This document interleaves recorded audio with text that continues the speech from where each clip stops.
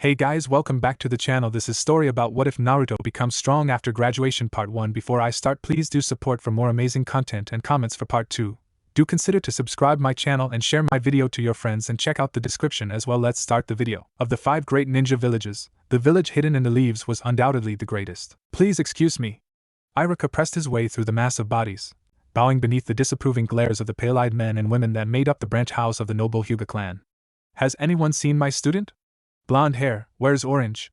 Excuse me, I really am terribly sorry about all this. In order to bring an end to the senseless conflict of the warring clans era, the legendary First Hokage Senju Hashirama united the many clans in the Land of Fire by founding Konoha, and in doing so introduced the unique concept of one shinobi village per country. Having a central base of operations for the nation's entire military presented a level of organization entirely unlike the chaotic clan warfare that had given the warring clans era its dark name. Iruka found his student flickering rapidly between the rooftops of the Hyuga clan's compound, to which entry was strictly forbidden even to respectable outsiders, let alone the orphan boy that had just invaded their territory. Uzumaki Naruto! He cried out. Just what do you think you are doing? The boy let out a surprise yelp at the sound of Iruka's voice, and promptly fell from the roof, only to land right on top of the white marble statue of Hyuga Hayashi, the esteemed head of Konoha's greatest remaining noble clan. Iruka winced internally at the sight, knowing full well who would receive the blame for this debacle in the end. It's okay, the boy chirped out. Bruises heal quickly. After the first Hokage's death, his younger brother Senju Tobirama took up the title of second Hokage, founding the Ninja Academy and the ANBU, as well as establishing the rules and regulations that came to dominate shinobi life. So successful were these organizations that the other countries had no choice but to follow suit. In each and every case, Konoha led the way, and the rest followed in their footsteps. Oh, Iruka-sensei! The boy exclaimed, noticing him for the first time. He clambered down from the statue, leaving it covered with muddy footprints. I was just gonna figure out how the body flicker technique worked, but then I kept going to see how many times I could cast it in a row, and I was just starting to run out of chakra when suddenly all these people started yelling at me and chasing after me. Like it's my fault these buildings all look the same from above. The boy stood up and dusted himself off, smearing more dirt onto his worn orange pants and jacket, while a whole army of frantic Hyuga branch members rushed to investigate the statue's damages. So what are you doing here, Iruka-sensei? Aren't you supposed to be teaching or something? Iruka stared at his student in disbelief.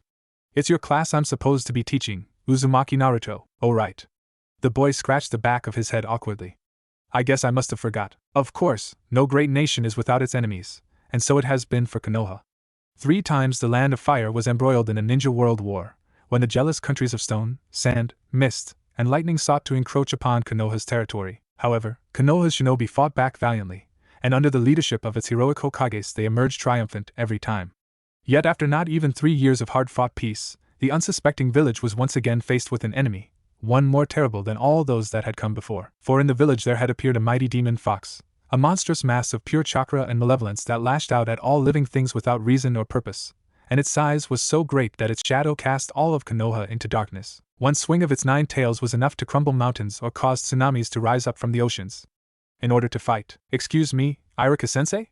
A familiar student in the back row of the class was holding up his right hand to indicate a question, though since he continued speaking right away he seemed to have missed the intended purpose of the gesture. If the Kyuubi was so big it could destroy mountains and stuff with its tails, and it was inside Konoha for almost an hour, how come the village is still here? The village survived, Iruka explained irritably, because of the actions of the Fourth Hokage, who nobly sacrificed himself in order to defeat the rampaging beast. You would have known that, Uzumaki Naruto, if you had been paying attention at all in class this year. The blonde troublemaker was originally an orphan from the Land of Whirlpools, which had been destroyed shortly before the Kyuubi's attack on Konoha, and it was clear to Iruka that the boy had never quite managed to fit in. Moreover, there was something off about him, like a subtle underlying foulness to his chakra that instantly put Iruka on guard. About that, Naruto said. Did he really defeat the Kyuubi all by himself? I mean, he had a whole army with him. Is it possible that some of the other ninja maybe helped him a little bit? You would discredit the Fourth Hokage's legacy? Iruka was more astonished than angry, but even so, it was clear he would never become fond of this particular student.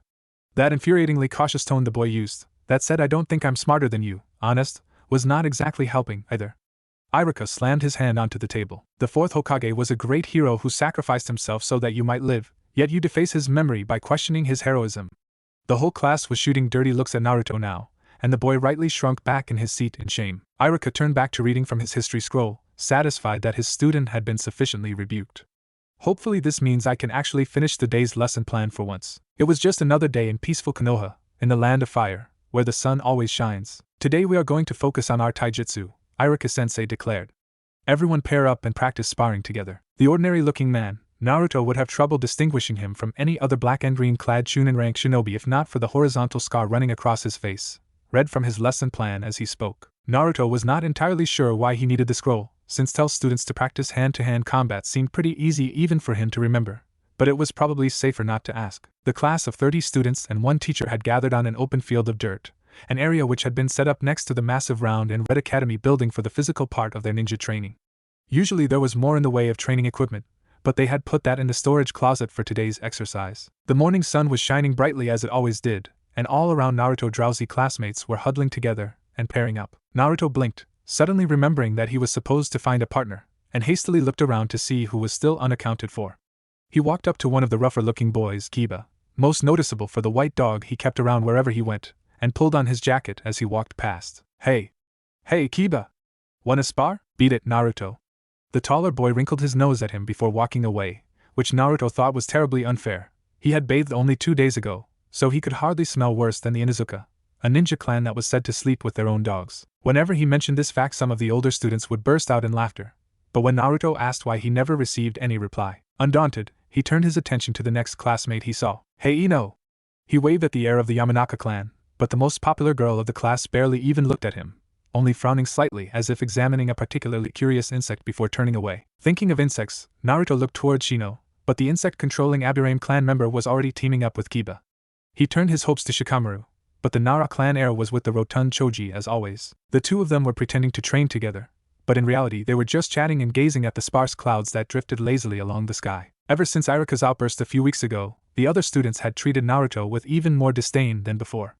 Naruto was unsure what he had done that was so terrible to deserve this, but whatever it was, he resolved not to do it again. It was difficult to learn from your mistakes, however, when people got angry at you just for asking what you did wrong. He brightened up when he saw Sakura, a pretty girl with pink hair and a pink dress. Well, he thought she was pretty. Anyway, Ino teased her for her large forehead, while others teased her for spending her free time in the library, peering over old scrolls. She could be mean sometimes, but she was one of the only people who talked to Naruto on any regular basis, which earned her a special place in his heart. Sakura-chan, he called out. Do you want to dash? Out of the way, I have to get to Sasuke-kun before Ino does. She pushed past Naruto with such haste that he fell on his backside, squealing Sasuke's name as she ran up to him and began fawning over her one-sided crush. The last member of the Uchiha clan seemed content with practicing alone, yet both Sakura and Ino were oblivious to the fact. He noticed that some of the other students were shooting envious looks at Sasuke as well. What's so special about that guy? My clan is gone too, but nobody ever seems to care about that. Yet even as he thought that, there was a part of Naruto that knew perfectly well that the genius heir of the Uchiha clan was rich and handsome, and that he himself was not. As Naruto stood up and shook the dirt from his clothes, an idea occurred to him, and he walked up to the boy with a renewed sense of purpose. Sasuke! He yelled at the Uchiha's back. Spar with me! The others immediately told him to bugger off, but Sasuke, surprisingly, did not. The taller boy calmly turned around, and when Naruto saw his eyes he almost stumbled again in shock. There was none of the contempt there that he had expected, only a cool expression of perfect emptiness. Those black eyes calmly looked him over, and then turned away without as much as a single word. Naruto's mouth slowly opened and closed again. He stood there wordlessly as Sasuke went back to practicing his taijutsu moves, while the others went back to fawning over him. It was one thing to be ignored, Naruto thought, but being looked at like that and then dismissed as nothing was somehow even worse. Without pausing to think about it, he kneeled down and scooped up a handful of muddy dirt, and flung it directly at the back of Sasuke's head. It impacted his sparkly clean jet-black hair with a wet splorch, a sound which was immediately followed by deathly silence. Fight me, Naruto said, repeating his challenge. Naruto! Yelled Sakura, and Ino and the others echoed her as well. How dare you ruin Sasuke-kun's lustrous hair! She started to advance upon Naruto with rage writ on her face, but was shocked to see Sasuke hold out an arm to stop her. No, Sakura. Naruto clearly wants his duel very badly. Uchiha Sasuke turned around to face him, and Naruto ground his teeth in frustration when he saw that his expression was exactly the same as it was before. The only difference was the mud in his hair, which he left there untouched, apparently not bothered by it in the slightest. I shall give it to him. Naruto hesitated, unsure where to go from there. First to hit the ground loses? Sure, said Sasuke, putting both of his hands in his pockets. Ready when you are. Okay, said Naruto, who felt his confidence drained by the second. Go! He lunged at Sasuke, but the Uchiha simply stepped sideways and Naruto missed him by a mile. The second punch was thrust at Sasuke's face, but his opponent merely tilted his head sideways to dodge. "I'm sorry," said Sasuke. "Did you say go yet? I think I might have missed it." There was cruel laughter coming from all around him, and Naruto felt his face turn red with building pressure. "Shut up!" he yelled, as Sasuke dodged a high kick. "Stand still, and fight back." "You are very demanding," said Sasuke, "but as you wish." When Naruto's next blow came, he pulled one hand out of his pocket and grabbed Naruto's wrist, twisting it sideways. Naruto shrieked in pain, a high-pitched sound that only elicited more laughter, and then Sasuke gave a sharp pull that yanked Naruto forwards until his mouth tasted dirt. "This means I win, right?" The laughter seemed to continue forever, lasting deep into eternity. As it went on, the sound became distorted. Their scorn pressed in on Naruto from all sides, their ridicule burrowing through his ears like worms and penetrating deep into his body, and there in the darkness it awakened a smoldering anger. The training grounds vanished, the space around him twisted and bent, the air pulsating as though with heat until only the narrow figure of Uchiha Sasuke remained within his field of vision. Naruto launched himself at him right as Sasuke walked away, and the Uchiha only barely turned in time to defend against the ferocious assault. This time Sasuke had to take both hands from his pockets, but still he fended Naruto off easily, knocking each of his punches away with the flat of his palms. "He's more skilled than me, gotta catch him off guard and use his instincts against him." Naruto yelled at the top of his lungs and launched a sweeping kick towards Sasuke in a round arc. Right when Sasuke made to grab for the proffered leg, Naruto threw his full weight backwards and pulled the limb back in, even as he kicked his other foot upwards towards the enemy's face. There was the briefest satisfying moment where Naruto could see Sasuke's eyes widen in shock and spinning. "Interesting," he remembered him saying, and then Naruto was lying flat on his back, pain flaring through his body where his spine struck the ground. What the heck was that? For just one moment he had seen Sasuke's eyes change, becoming the color of blood and growing a second pupil shaped like a comma in each eye. Naruto tried to scramble away, but he was immediately kicked in the side, pain surging through his ribs as he collapsed back onto the soil. "No, you're not getting off that easily." Sasuke was idly fingering a kunai, which he had pulled from nowhere. Naruto looked at the knife in fear, his anger draining away only to be replaced with raw terror. "That's enough," said the voice of Sakura, worry permeating her voice. "Sasuke-kun, you've won the duel. You don't have to go any further." "Oh, but I do." Sasuke's foot came down hard on Naruto's shoulder, and he cried out in pain even as Sasuke clutched his kunai and drove it downwards. Naruto shut his eyes in horror, but he only felt cold iron brush against the skin of his arm. "He stabbed the knife through the sleeve of my jacket," he realized with faint relief. "You see, Sakura," Sasuke continued, "what you just saw was no duel. This boy attacked me, the heir to the Uchiha clan, while my back was turned." He slammed his foot onto Naruto's left shoulder and repeated the procedure of before. "A crime that, I think you'll agree, should not go unpunished." "He's only a kid," Sakura protested feebly. "I'm sure he's learned his lesson." "I'm sure he has, but that's not really enough, now is it?" Sasuke aimed for Naruto's legs and did the same there, pinning his right pant leg to the ground with another kunai. Naruto did not even dare kick out at him, terrified as he was that Sasuke would accidentally stab him as a result. "This boy attacked me out of pure jealousy. He saw that I had something which he lacked, and like a common brigand he sought to take it from me." The last kunai was driven in, leaving Naruto completely pinned to the ground and helpless. "It is only appropriate that I take something equally valuable from him instead," he finished, as he produced the fifth and final kunai from the pouch on his hip. "Enough," said Sakura, sounding as though it took all of her courage just to say that one word. When Naruto craned his neck, he saw that she was holding Sasuke by one arm, stopping him from going any further, a dangerous look on her face. "You've made your point, now let him go." The last of the Uchiha stared at Sakura for a moment, but then a small smile appeared on his face and he visibly relaxed. "As you wish. I did not realize that he mattered so much to you, Sakura." There was some scattered laughter, and Sakura's cheeks flushed crimson. "He most certainly does not." "Oh?" Sasuke shrugged and, holding the tip of his knife between two fingers, flicked it high up into the air. "Well, I'm glad to hear it." Time seemed to stop as the blade arced higher and higher, until it hung still directly above Naruto's prone form. Then it started falling. He tried to move out of the way, but only succeeded in cutting his arms and legs on the daggers that held him in place. Sakura tried to intercept the knife, but the last he saw before he closed his eyes was Sasuke holding her back. "I'm gonna die, I'm gonna die, I'm gonna die." There was a thunk, and Naruto slowly opened his eyes, dreading to see which body part had been impaled. Instead, when he raised his head to look, he found the blade lying on the ground between his legs, right below his groin. It was a practice kunai, the kind that was used by students to spar, blunt and light and less dangerous than your average stick. The warm wetness pooling inside his pants wasn't blood then, he concluded faintly. There was more laughter then, hesitant at first but growing ever louder as the built-up tension was released. Even Sasuke was smirking, and in his black eyes there was a twinkle of mirth. "I was only joking around, Naruto. You didn't really think I was going to hurt you, did you? And honestly, you're lucky you got off so lightly," Sakura continued unabated. I mean, once Sasuke comes of age he'll be the Lord Uchiha, and you attacked him out of petty spite. They could have executed you for that. Naruto stared at the empty scroll on his desk and said nothing. After the first few times having Sakura scold him, he had gotten too tired to argue with her. The worst part was that he really could have gotten into serious trouble if not for Sasuke assuring Iruka-sensei that it had only been an intense sparring session which had gotten slightly out of hand. Somehow, Naruto only hated him more for doing that. And anyway, you have to bear in mind his childhood, Sakura went on, her voice dropping to a whisper as she spoke. Anybody would have been affected by what happened to him, and to his entire clan. Naruto glumly looked at the back of the Uchiha heir, who was sitting next to Ino today, much to Sakura's chagrin. In truth, Naruto did not really know what had happened to Sasuke's clan, though of course he had heard all the rumors by now. The most common story that went around, and the one that was repeated by officials, was that Sasuke's now infamous brother Uchiha Itachi had gone mad and killed everybody in the middle of the night, murdering an entire clan of elite shinobi single-handedly despite how unlikely that seemed. Then there were those who claimed it had been the ghost of Uchiha Madara, returned from the grave to punish his clan for turning their backs on him. Others insisted that the entire clan had been cursed by the spirits for their sins, or that they had been involved in a demonic blood ritual that ended up consuming their lives. And the stories only grew more incredible from there. His thoughts were disturbed by the opening of the classroom door, through which stepped a young chunin with shoulder-length white hair. The man softly closed the door behind him and walked up to the teacher's desk, looking for all the world like he belonged there. "Who are you?" Inuzuka Kiba demanded. "Where's Iruka-sensei?" "My name is Mizuki, and I am your substitute teacher," the man replied calmly. "I'm afraid Iruka-sensei has taken some well-deserved time off. It seems he has been working very hard lately, and teaching this class has been quite stressful to him."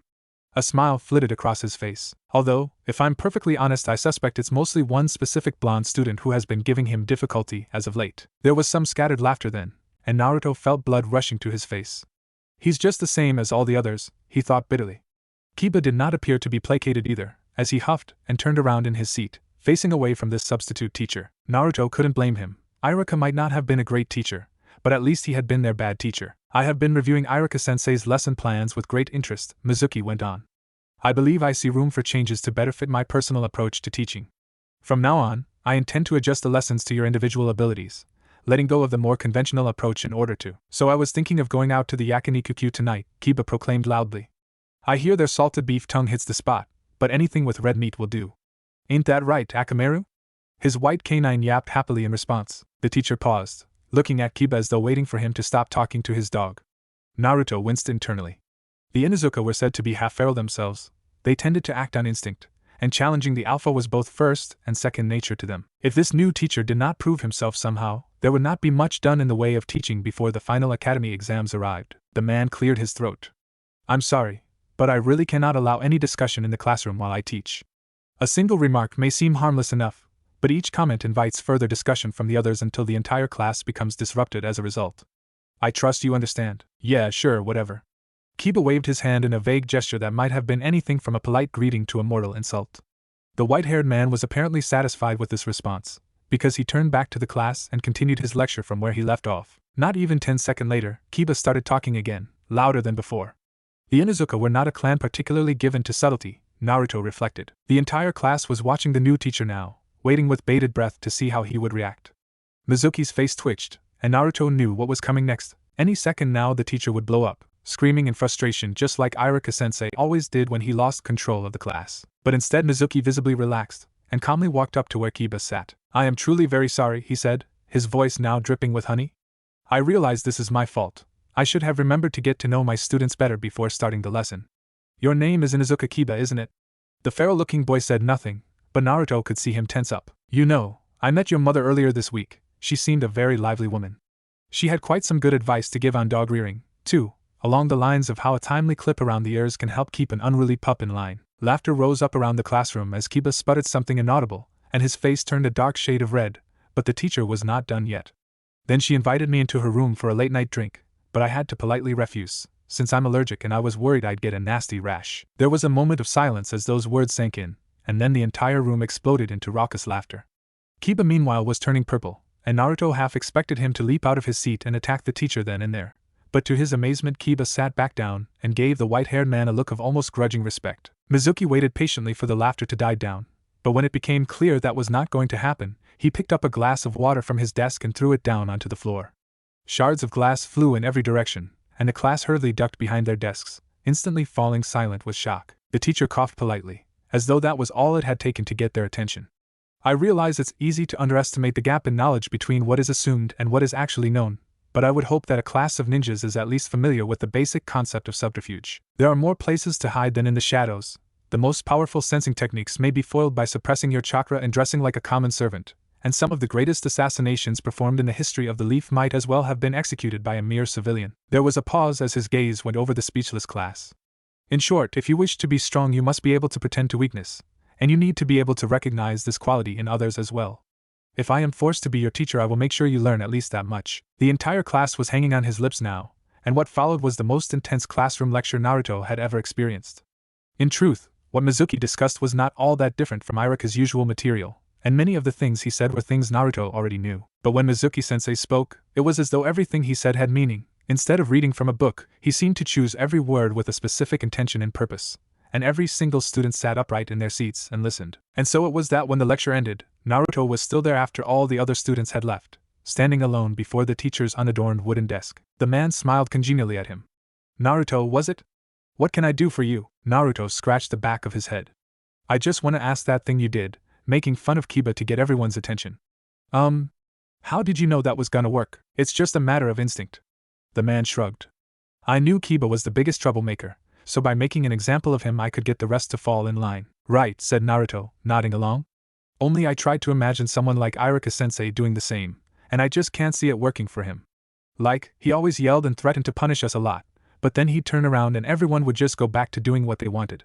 So how come it works when you do it?" "Oh, so you want to know my secret, eh?" Naruto nodded eagerly, and the man leaned forward to whisper in his ear. "It's intent.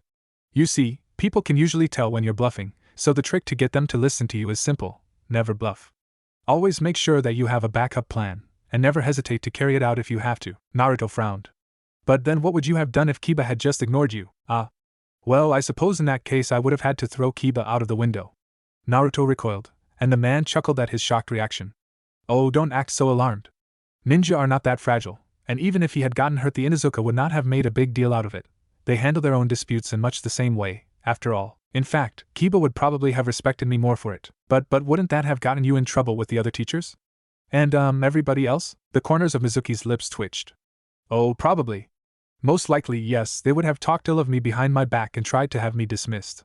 But I've already acquired a certain reputation, and the alternative would have been a very unpleasant school year where you don't actually learn anything. I find that people are often far more troubled by a small immediate loss than long-term failure, while the opposite should be the case." Mizuki paused for a moment, as if considering something. Then, he smiled conspiratorially. "Listen, Naruto-kun, I can tell you a story to help explain what I mean, if you like, but you have to promise to keep it a secret. Can you do that for me?" Naruto nodded. "I promise." The man leaned back in his seat, his gray eyes glistening over in remembrance. "Many years ago, before I became a teacher, I was sent on a mission along with an old friend of mine and another Konoha shinobi. We had to deliver very sensitive information to a certain location, and I was told that the task was of vital importance. I can't give you the details, but suffice to say that the enemy got wind of it and they ambushed us. Since our mission was to deliver the information no matter what, we decided to make a break for it. At first it seemed that we'd get away, but at the last moment a shuriken struck our new team member in the leg and he collapsed. I told my friend that we had to keep going to fulfill our mission, but he insisted on carrying him while we ran. How well do you think that worked out, Naruto-kun?" Naruto considered this. Ninjas were very strong and fast while flaring their chakra, but it seemed unlikely that they could keep that up for very long. "Not well? Not well indeed. The enemy was catching up to us, and it was becoming increasingly clear that we wouldn't be getting away with him slowing us down like that. I told my friend as much, but he yelled at me that I should take over carrying the wounded man, even though this would result in us all being captured and tortured by the enemy. So what do you think I did? You convinced your friend that he didn't have a choice? You made him leave the man behind?" Mizuki smiled again, though it no longer reached his eyes. "That's right, I convinced him the only way I knew how.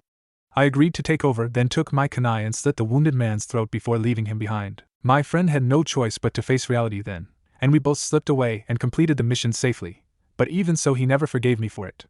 He told everyone in the village what I did, and after that nobody ever really trusted me again. I saved my friend, I completed the mission, and all I had to give up for it was a man who was already dead. But even though I followed the shinobi rules and did exactly what I was supposed to, everyone acted like it was my fault he died, as if the fact that I was the one holding the kunai made me responsible for his death, while my friend was innocent simply because he refused to accept responsibility. Afterwards, nobody trusted me on their team again, and it took me years to even get this teacher's position.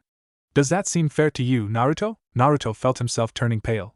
No, it doesn't. Mizuki stared out of the window, a morose expression on his face. There are two groups of ninja in this village, he said at last. The first likes to act nice and speaks of lofty ideals like the will of fire, but they never assume responsibility for the consequences of their actions. The second group has a certain quality that lets them handle the unpleasant tasks that the others don't want to be associated with, a quality known as darkness. And they do this even though they know they will always be hated for it. Naruto followed Mizuki's gaze through the window, to see if he could perhaps find this darkness his teacher spoke of. But outside, the sun was shining as brightly as it always had, and the birds were singing with not a care in the world. It was 3 weeks before the Ninja Academy graduation exams when Naruto was finally forced to admit that he was critically behind on his studies, having failed the last 3 preliminary tests in a row. Naruto knew he desperately needed to study, and yet his academy scrolls obstinately refused to be read. He had tried reading them backwards or while hanging upside down, tried skipping every second sentence, even giving up entirely and walking out of the room only to quickly run back to his scroll before his brain realized it was being tricked, as well as countless other less sensible and well-thought-out measures, all to no avail. His brain would take one look at the Academy-mandated material, and declare that it would rather do something else, thank you very much, and to hell with Naruto's own stated views on the matter. Every time he tried to focus on the subject material, a million unrelated thoughts would pop up that all somehow seemed so much more interesting. Anything to delay having to study for just a moment longer. Seeing an opportunity to use this to his advantage, Naruto had already cleaned his room, well, clean by his standards, done his morning exercises, written an essay on knitting, practiced balancing books on his head while hopping on his left foot, studied the fine art of origami, cooked a meal and then ate half of it before deciding he wasn't hungry after all and leaving the rest to stew on his desk as an impromptu biology experiment. Finally, driven by purest desperation, he had forced himself to ask for studying assistance from the one person he was certain would never refuse that particular request. So it was that on a lazy summer afternoon the orange-clad ninja was standing on the porch of a humble but tidy-looking house, with blue window blinds and a potted plant next to the door. Even then, standing on the doorstep of the building, it was still strangely difficult to take that final step and knock on the door. Naruto ran a nervous hand through the messy blonde hair on the back of his head. This is stupid. I am a ninja, or training to be one anyway. If I'm gonna risk my life in Mortal Kombat, I should be able to ask a girl for help. With those words on his mind and cursing inwardly, Naruto forced himself to knock. Coming! There was a series of muffled footfalls thundering down the stairs, followed by the sound of a security chain being removed on the other side. The door swung open to reveal a bright and happy face framed by pink hair, with a forehead that was often called overlarge, but which Naruto thought looked kind of cute. Sakura was wearing a red cheongsam that fell to her knees, as well as dark green shorts. Her face fell almost immediately upon seeing him. Oh, it's just you. For a moment there I thought you were Ino, or better yet, Sasuke.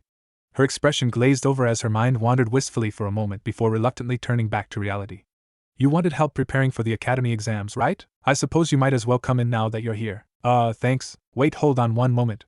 No sooner had Naruto taken one step into the building, or he was forced back outside by Sakura's pointed finger of accusation. This isn't one of those stupid tricks where you're pretending to ask for help with your exams. But really you're just trying to get close to me, until one day I drop my guard and let you into my heart, is it? Naruto threw up his hands defensively. No, I just wanted you to help me study, I swear. A thought occurred to him then. Wait, where'd you even get that idea from? Have you been reading romance novels? You haven't been reading any of Jiraiya's stupid books, have you? No more questions. She grabbed him by the arm and dragged him into the entrance hall, past the kitchen of motherly shouting. Or are you bringing a friend? How nice. Wait, is that a boy? Okay, well, yell if you need anything. Up the stairs and straight into the bedroom of supreme pinkness. My parents decorated it that way when I was a little girl, she said defensively. Shut up. I didn't say anything. He had been thinking it though. Naruto tried to be tolerant with regards to girlishness, but there were limits, and they had been crossed right where the walls began. Almost everything in the room that was not pink was flowery, curly, laced, or some combination of all three. Sit down. She pointed towards a plain wooden chair right in the middle of the sparkly clean wooden flooring. He sat himself there as ordered, half expecting a team of pink-clad ANBU interrogators to come into the room and stand in a circle around the chair while she questioned him. Sakura seated herself on the bed opposite him, legs folded underneath in a meditative posture, a book having manifested in her hand. It was not hard to imagine where she got it from. Aside from girlishness, the other thing the room was filled with to the brim was scrolls and books. The shelves above her bed seemed to have been occupied by dolls and stuffed animals once, but over the years the forces of girlishness had been steadily losing ground to the invading armies of bookmania. Now the plush animals were looking to make a desperate last stand, forced to choose between being trod underneath unyielding leather bindings or to leap to the soft linen doom promised by the bedcovers below. Okay. Let's start by testing what you know, so we get an idea of how much catching up we need to do. She leafed through the book at rapid speed, flipping the pages as though it were second nature to her. First question: if the area of a right triangle is 30 and one of its angles is 45 degrees, what are the lengths of the sides and hypotenuse of the triangle? I don't think we need to practice that kind of stuff for the academy exams, he pointed out. Wait, is that a Chunin exam question? Why are you learning Chunin level material when we haven't even graduated the academy yet? Sakura stared at him in astonishment. Naruto, the academy mandated curriculum may be necessary, but it's not sufficient to become a well-informed citizen with a half-decent understanding of the world he lives in. If you don't learn even basic mathematics like this, how can you expect to help teach at the academy once you become older, or research new techniques or study the nature of chakra? I don't, he said with a shrug that made his chair wobble. I just want to learn what I need to pass this stupid exam so I can hurry up and become a legal adult, learn all kinds of powerful techniques and combine them so that I can become an incredibly powerful ninja like the Fourth Hokage was. She gave him a look as though he had just admitted to eating puppies. Oh, well, fine. I mean, if you just want to learn how to use chakra to blow things up, don't let me stop you. She put the book away and just as quickly found a new one. She soon had her finger on a new question. Okay, how about this one? Name 3 examples of space-time ninjutsu. Let me think. Naruto groaned inwardly. There were 3 things he hated in life: tests, having to remember boring stuff, and being forced to guess what other people wanted to hear. On second thought, maybe it's just the one thing I hate. The summoning technique, the body flicker technique, and the Fourth Hokage's flying thunder god technique. He remembered the last one because legendary ninjas were fortunately not filed under the boring stuff category in his brain. Sakura shook her head in admonishment. Sorry Naruto, that's not quite correct. The body flicker technique isn't teleportation, it's just high-speed movement. You're really going to have to study harder if you don't know at least that much. As an afterthought, she gave him a sympathetic smile, as if to say that he shouldn't quite take this tremendous personal failure as a reason to give up on life just yet. High-speed movement? That's ridiculous. It's clearly teleportation. The user casts a technique, disappears, and then reappears somewhere else not a second later. That's teleportation, right there. You're the one that's being ridiculous, Sakura said with a huff. She jabbed her finger at the passage once more. It says right here that it's high-speed movement. Do you think you know better than the ninja who wrote this book? With your failing grades? Naruto crossed his arms, his shyness forgotten in the heat of the much more important quest of being right about things. Well, yeah. It's not like elite ninja who actually go out and use those techniques wrote it. It was probably some stuffy academic who couldn't care less. Besides, if the stupid book can't even tell the difference between teleportation and high-speed movement, why should I care what it says? That's circular logic, Sakura said with a raised eyebrow. Okay, look at it this way. If the body flicker technique is teleportation, why can't you use it to teleport through walls? Naruto frowned. Maybe it's teleportation that requires line of sight? Teleportation that requires line of sight. Even though you can still do it with your eyes closed, and you can't use it to teleport into the air. How is that different from high-speed movement, exactly? Naruto hesitated. Well, if it's high-speed movement, where does all the energy go? I mean, if you're moving faster than sound, shouldn't there be a huge explosion when you suddenly stop or something? Sakura's mouth worked silently, and Naruto realized he had finally said something she had no quick answer to. She started skimming through the chapter of the book once more, then checked the back of the book, then pulled out another book and skimmed through that as well, all in less than a minute. It doesn't say, she said finally, as if she couldn't quite believe the words coming out of her mouth. They probably just give a simplified explanation in the academy books because they think we're not smart enough to understand how it really works. Maybe the real explanation is in one of the secret scrolls that only Jonin have access to. But my parents are only genin, so I have no way to get access to one of those. But my godfather is one of the legendary Sannin, and he would definitely have access, Naruto supplied with a wide grin. So if we work together, we could find out the answer and get stronger in the process. Exactly? She leaned forward eagerly. If you could just borrow one of those scrolls from him, then I'll. Sakura was interrupted when the door to the room opened, and a blonde woman wearing a white cheongsam appeared in the doorway. In her hand she carried a large flowery plate filled to the brim with foodstuffs. Knock knock.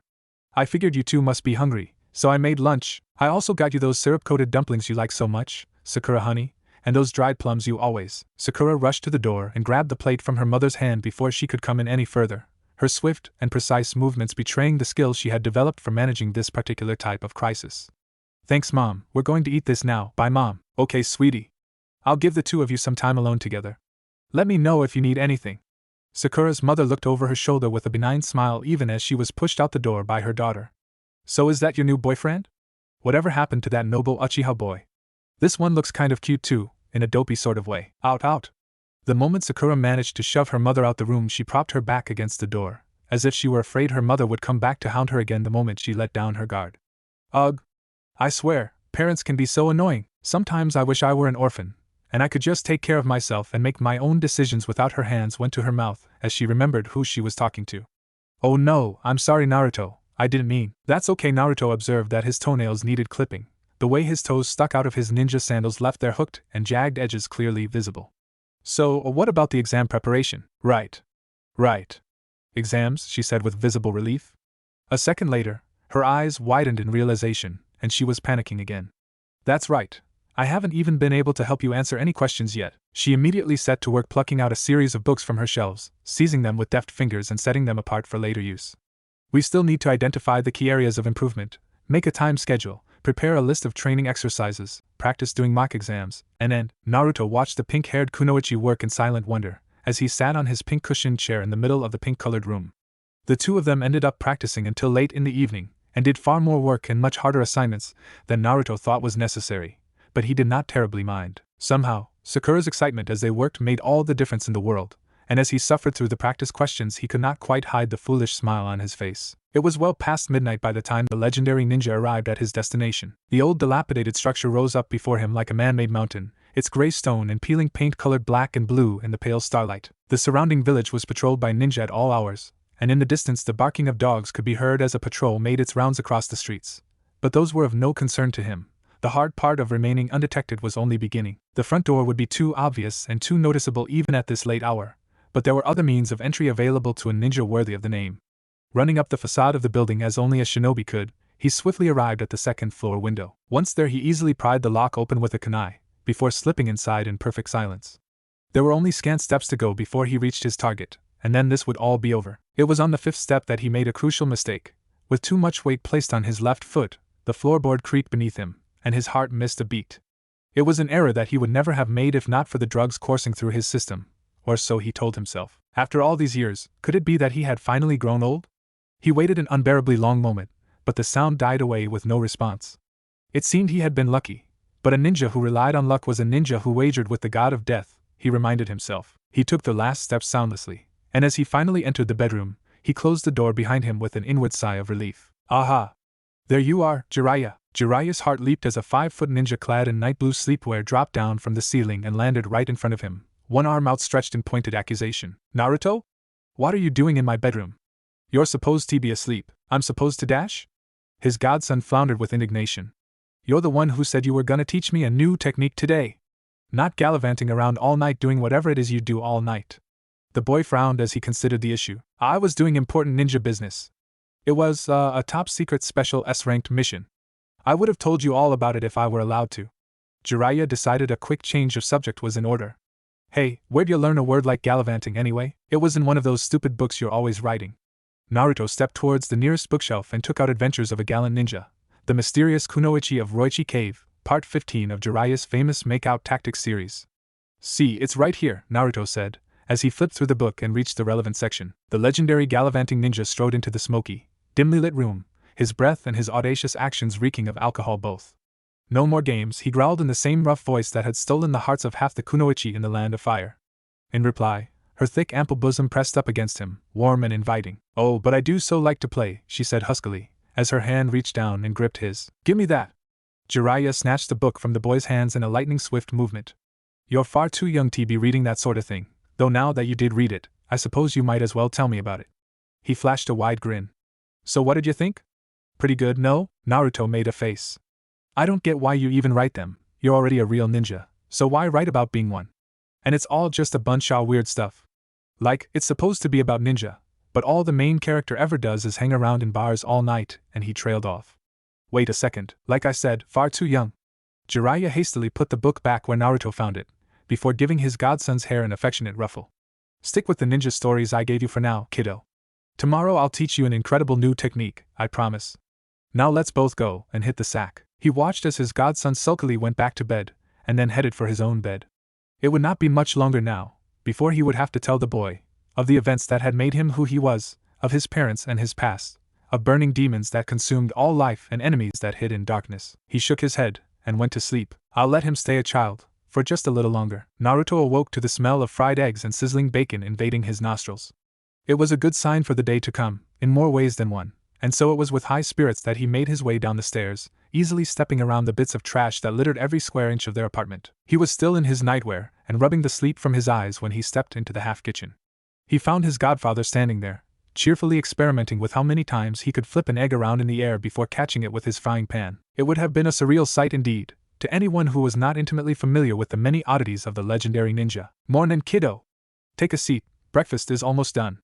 Tea's on the table." As Naruto sat down, he took one look at the dining table and immediately knew something was off. The chopsticks were neatly arranged, not scattered around haphazardly as they usually were. The green tea was being kept warm with an actual tea warmer. And above all, Jiraiya was making breakfast instead of sleeping in after coming home late the previous day. "You're leaving again," Naruto said. The egg made 2 more flips in the air before landing in the frying pan with a small spray of cooked fat. "I got a note this morning," his godfather said without turning around. "There was a mission." "Never mind." Naruto looked away, staring into his plate. "It doesn't matter. Whether it's a mission or your books or whatever it is you do all night, the end result's still the same. The same as it's always been, and the same it'll ever be." The downward spiral of his thoughts was interrupted by a fried egg flying onto his plate with perfect accuracy, causing him to jump slightly in surprise. "Now look here, kiddo," Jiraiya said, as he tossed his own egg onto his plate and planted himself onto the seat opposite Naruto. "I made you a promise, and the gallant Jiraiya never goes back on his word. I'll teach you that technique, just not right now. Give me a few days, and I'll sort things out with the Hokage, alright?" "Yeah, sure." Naruto poked around in his breakfast and took a bite, distractedly. The eggs were delicious, which was unfair, because Naruto felt sure they ought to taste like ash. "You know you never told me who my parents were, but I get that it might be dangerous or whatever, so that's fine. I tell everyone that I'm the cousin of the first Hokage's wife Uzumaki Mito, twice removed, and that's why you're taking care of me.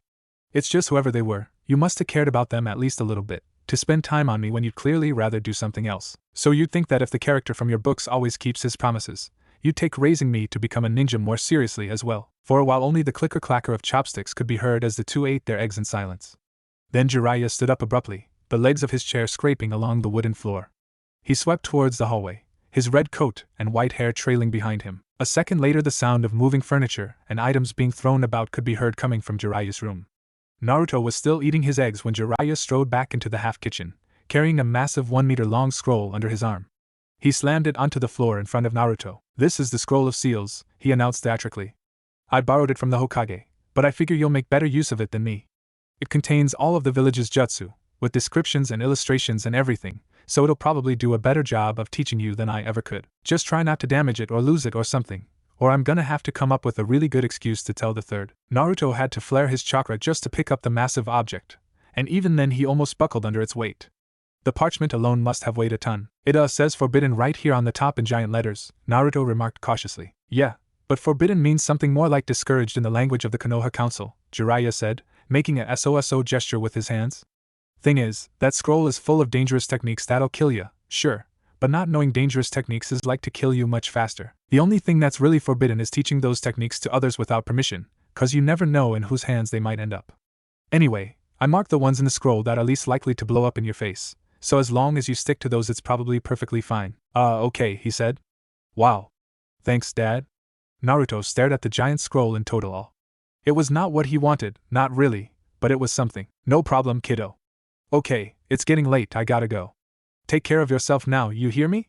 As the giant of a man hurried out the door, Naruto started to unfurl the ancient scroll onto the floor, pushing stray bits of egg out of the way as he did so. Skimming through the start, he quickly saw a technique that intrigued him, and he began forming the required hand seals experimentally. The Reaper Death Seal, also known as the Dead Demon Seal, created by Uzumaki Mito specifically to contain the nine-tailed demon fox, forming the following hand signs allows the user to release. Jiraiya strode back into the room, cut out the page with a knife and stuffed it in his pocket in one swift motion.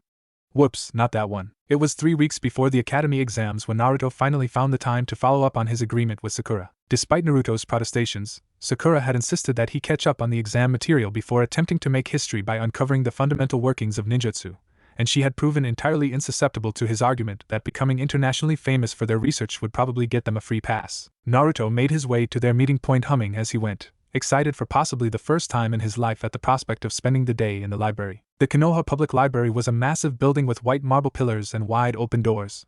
It was not entirely clear to Naruto why it was so massive, however, as most ninjas avoided its dusty book-lined corridors like they avoided death by chakra exhaustion. After a brief search under the watchful eyes of the library staff, he found his partner in a quiet corner of the library, sitting cross-legged on a cushion in the middle of the floor, surrounded by a semicircle of neatly piled books and scrolls like a makeshift fort. "Hey, Sakura-chan!" he called out as he approached her. She immediately motioned for him to quiet down, which Naruto thought was unfair, given that he had already lowered his volume to 1/10 his usual level. "We can figure out how the body flicker technique really works," he continued excitedly, as he planted the giant scroll at Sakura's feet. "See, Jiraiya gave me this scroll that describes all the ninjutsu in the village, so now we can research the technique and set up tests and what?" "There's no point, Naruto." She shook her head despondently. "I only realized it once the excitement wore off, but the body flicker technique is one of the most basic academy techniques, taught to anyone who wants to become a genin. There's no point in testing something that's already been done a million times before, because we already know exactly how it works. The user casts the technique using hand signs and chakra, and it speeds up his movements so that he can cross a short distance in the time it takes to blink. That's all there is to it." Naruto looked at her blankly. "But that doesn't explain anything at all. You're just describing how it works, not why it works that way. We still don't know if it's a space-time technique or not." "There's no difference between asking how something works and why it works," she explained tiredly. There were bags under her eyes that she had not quite managed to cover up, the product of her researching advanced material and preparing for the exams at the same time. "If you know how every piece of a clock functions, you also know why it works, and if that doesn't feel intuitive, that's only because we're used to looking at things in terms of what use they have for us. You can argue all day whether the body flicker technique should be called a space-time technique or not, but that's just how we describe it. It doesn't affect the way things are." But then what about the substitution technique?" he tried. "I mean, it lets you instantly swap places with something. That has to be teleportation, right?" She shook her head again. "I read up on the existing research done by brilliant ninjas like Tsunade of the Sannin and the Second Hokage. One of the things they discovered was that the more elements you add to an explanation, the less likely it is to be true, because you have to multiply the chances together, and they're all less than 1. She reached into a pile beside her and extended the relevant scroll to Naruto. "When you look at it, the substitution technique does the exact same thing as the body flicker technique, except that it also moves a similarly sized object to your position at the same time. So even without looking it up, I can guess that the substitution technique just casts the body flicker technique twice, once for you and once for an object that you coded with your chakra. Then it leaves an afterimage of your body behind in the same way as the transformation technique. There's no mystery to it." Naruto frowned as he accepted the scroll, staring at it as though it were singularly responsible for all his problems in life. Even without opening it, he somehow knew that it would confirm precisely what Sakura had just told him. "But that can't be true for everything," he protested. "There's tons of ninja techniques that are really complicated, and I don't think there's a simple explanation for any of it. Like, the most powerful water technique looks like a dragon made of water. Why a dragon? And why are the 5 basic elements things like fire or air or lightning? Why not iron or something? It makes no sense." She hesitated. "Maybe it's because of the mental component to techniques, like how you need to imagine what you want to look like when casting the transformation technique. And we think of dragons as being really strong, so the most powerful techniques end up looking like that." She raised her hands to ward off Naruto's objections. "I don't know, I'm only guessing. But I do know that you don't explain something by making it even more complicated. Like, we know vision works by light reflecting of things before reaching our eyes, so physical illusions like the transformation or clone technique must work by reflecting light as well. That's what's meant by the word law. You just describe in the shortest possible way how the universe already seems to behave. You don't add anything on top." Oh, Naruto slowly felt himself deflating. He had woken up with such high hopes for the day. They were going to do research and discover the true nature of ninjutsu, and they would become amazingly powerful and famous, and everyone would respect them for it, but somehow things never seemed to work out the way they were supposed to. "Hold on," he said. "How does chakra work anyway? Could we do the same thing as with light, and come up with rules to describe how chakra behaves? Maybe. Hold on, I've read about this." She got onto her knees and started searching through her pile.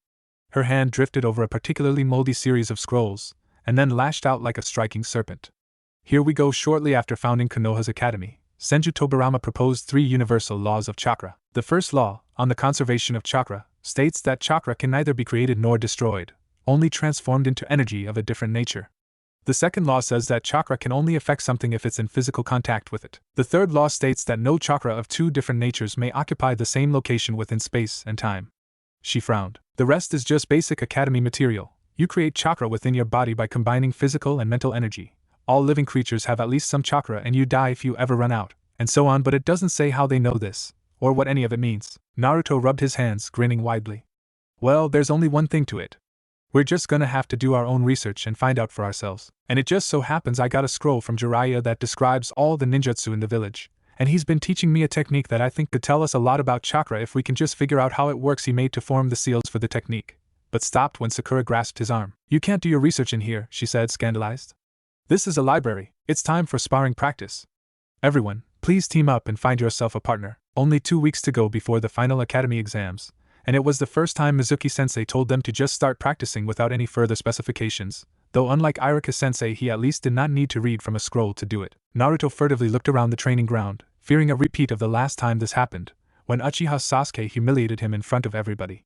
It would be so much more efficient if he could just spend his time on researching chakra, or practicing the shadow clone technique, instead of learning to punch people. He had read through the other techniques in the scroll as well, to see if his time might be better spent learning something else, but the shadow clone technique was just so good. It created a perfect copy of you, not just a convincing illusion, but an actual second body that was just as bright as you, as well as copying anything you carried that was coated with your chakra. Sure, they disappeared when either they or the caster so much as scratched their noses, but when that happened all their unspent chakra was redistributed to the original and the rest along with their memories.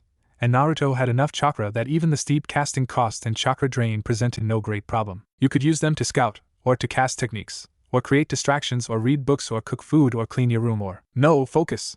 I gotta find a partner. Sakura is with Sasuke, Kiba is with Shino, I can't see Ino anywhere. Naruto-kun. Naruto turned around to find Mizuki-sensei standing behind him, placing a hand on his shoulder and smiling congenially. "I believe Hinata-sama does not yet have a partner, and I think you two would be a good match. Why don't you go and spar with her?" Naruto almost asked who he was talking about, but then he remembered that he did in fact have a person in his class with that name, though the black-haired pale-skinned Hyuga girl had a habit of vanishing into the background. He found his designated partner at the very edge of the training ground, in front of a line of trees bearing wooden targets at the furthest possible distance from the rest of the class, as though it were her intention to be forgotten. He could not help but stare at her. She was throwing shuriken with the most awkward form Naruto had ever seen. She would shift her feet, look at them intently as if trying to get their positions just right, carefully tilt her throwing arm back, and then finally launch the shuriken in absolutely any direction other than the intended target. Every time she missed she would bite her lip and glance around furtively, as if to check whether anyone saw her fail. Then she would try again, each time more hesitantly than the last. Despite her constant glancing around, somehow she still managed to miss Naruto sauntering up to her, and she let out a small surprised yelp when he greeted her. "Hey, Hinata-chan. What ya doing?" "And Naruto-kun. I'm practicing my S-shuriken jutsu. I'm afraid I'm not very good at it." She stared at her feet in a way that made Naruto feel like she was waiting for him to confirm or deny it. Naruto did not want to be mean, but at the same time he couldn't honestly claim she was doing well. You know we're not doing shuriken practice, right?" he said instead. "Mizuki-sensei told us to spar together." "Oh, did he really? I prefer throwing shuriken, though I think maybe it would be better if I kept doing this instead." She ducked her head as she said it, as if contradicting a teacher was an unforgivable sin even if he was not there to hear it. Naruto was aghast. If her taijutsu was worse than her shuriken jutsu, then his mind drew a blank. He could not imagine what that would even look like. "Hey, you're from that elite Hyuga clan, right?" he said cheeringly. "Don't you guys all have this amazing bloodline that gives you perfect telescopic vision in all directions? I bet if you use your eye technique you'll be able to hit the target for sure." But instead of cheering up as he had hoped, she only shrank back further. "Or not. Yeah, maybe using the Byakugan would be unfair to the others. Good thinking, Hinata-chan. I mean, if the others were doing shuriken practice and not sparring," he finished lamely. It was quiet for a moment, only the constant din of the other students' distant kicks and punches filling the silence as Naruto waited for his partner to muster the courage to speak. "Hyuga Hayashi-sama says that his heir shouldn't need the Byakugan to hit a target," she whispered at last. "He says that if I'm going to fail regardless, I shouldn't sully the Hyuga name by using the Byakugan to do it." Naruto opened his mouth to reply, closed it, and then opened it again when the implications of the words Hinata-sama and heir finally dawned on him. "You're Lord Hayashi's daughter?" She nodded almost imperceptibly. "Oh wow. I think I kinda dragged mud all over your dad's face a while back." "Well, I mean it was his statue, but now that you've said that I'm kinda wishing it had really been him instead." A small eep sound escaped from her lips, but it was hard to tell if it was suppressed mirth or embarrassment. Either way she was blushing furiously. "Well, okay then," he said after a while. "If that jerk's gonna be like that, we're just gonna have to show him, right Hinata-chan?" Hinata-sama-chan?" She blinked. What I mean to say is, we'll just have to train until you're the best shuriken thrower that's ever been. Then your dad will have no choice but to acknowledge you." He trailed off when he saw her pained expression, and he felt a strange sense of familiarity at the sight. "Or maybe you've been trying to do that your whole life and you only seem to be getting worse?" She shrank back further than Naruto would have thought possible. "And I guess everybody else keeps telling you that you can succeed if you just try hard enough, and you don't want to disappoint them, so you say you'll do your best." A tiny, mewling sound escaped from her lips. It was a strange experience, but also somehow vaguely reassuring, to meet someone who had it worse than him. So what do? All ordinary attempts to help her failed, and all the best tutors in the Hyuga clan only ever made it worse, which means I gotta be clever about this. He turned to the wooden shuriken target, which really seemed like it should have been struck at least once through sheer chance alone. Then he looked at her feet, the position of which she had paid such painstaking attention to just moments ago. Okay then, he said at last. Throw a shuriken. She looked at him in confusion, but did as she was bid. Her posture was just as rigid as it had been the last time, and the projectile went wide off the mark.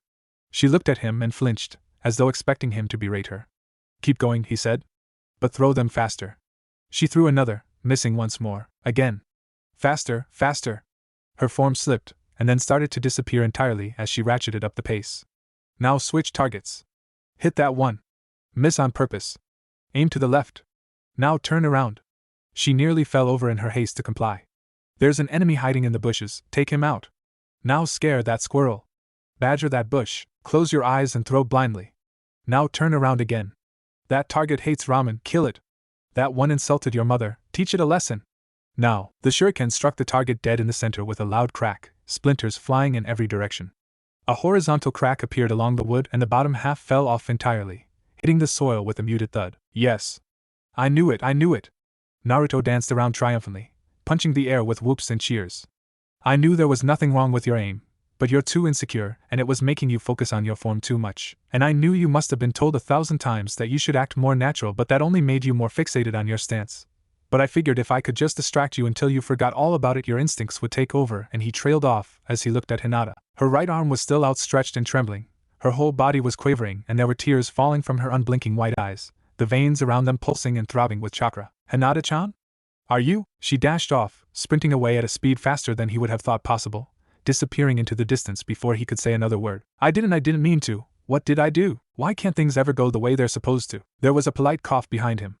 I'm afraid Hinata-sama's mother died from her illness a few years ago. I believe the two of them were quite close. It can't have been easy for her, growing up in that household with only her lord father and his servants to raise her. Naruto turned around and found a white-haired man standing there. Mizuki-sensei.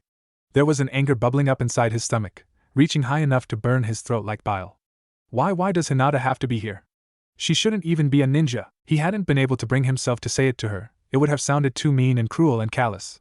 But that did not make it any less true. Even if I haven't talked to her much, it's obvious just from looking at her that she doesn't have any killing intent at all. She doesn't want to fight or throw shuriken or learn to kill people, so why on earth is she even here in the first place? Because she is the Hyuga heiress. Mizuki smiled apologetically, as if to say that he did not quite agree with it either. Though based on the rumors going around, it seems like her younger sister might replace her for that position. Regardless, I'm afraid one simply cannot be the heir to Konoha's greatest remaining clan without also being a great ninja in one's own right.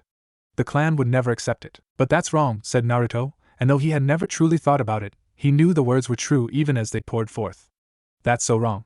There are millions of people in the land of fire. There must be tons of them who want to be a ninja, and Hinata-chan would much rather do something else. So why can't they just switch places? And why does a leader have to be a powerful ninja anyway? When was the last time someone like Lord Hayashi ever fought anybody? It doesn't make any sense. My, those are some very precocious ideas you have there, Naruto-kun. You'd best make sure the ANBU don't overhear you, or they'll make you Hokage and force you to fix all the village's problems overnight. Mizuki's gray eyes twinkled with mirth, and Naruto felt his anger flare, but his teacher shushed him before he could object. I'm not saying you're wrong, Naruto-kun, just that I'm afraid there's little you can do about it. The fact of the matter is that power has always run in families.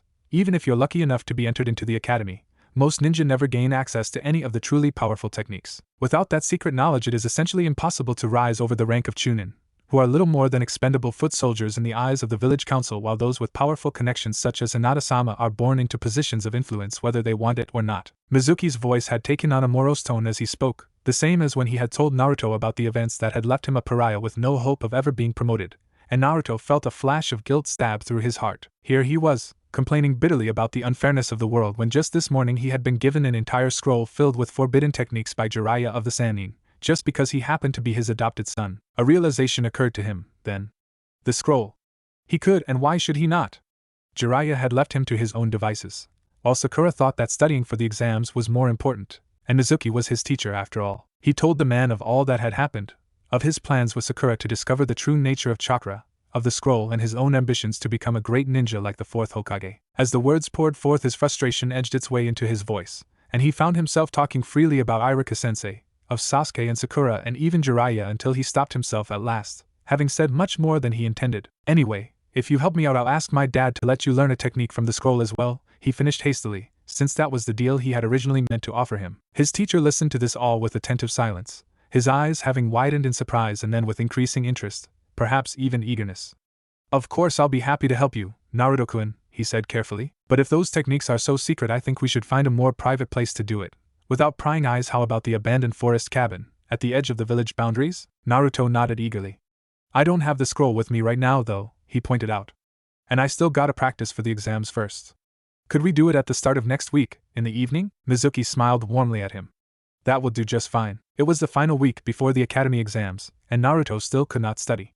He had been staring at the same page from the same book for the last 3 hours, and tried to read the same basic sentence 100 times, but the words just danced in front of his eyes, eluding any semblance of meaning. It had been a mistake to think that he could study first, and then research techniques with Mizuki-sensei after, but he had thought that he was being responsible by getting the unpleasant task out of the way first, as though making his own life more difficult was somehow virtuous. It was starting to look like he would have to call off their meeting to focus on his studies, but the thought that he would then end up doing neither made him even more stubbornly determined to go through with their plans regardless. It was right when he read the same sentence for the 101st time, and finally realized that the book he had been trying to read was not his study book at all, but rather Make Out Paradise 17, Return of the Ninja Queen, that he decided enough was enough. He threw the book against the nearest wall with a satisfying thump and stomped down the stairs, nearly tripping over a discarded shirt in the process.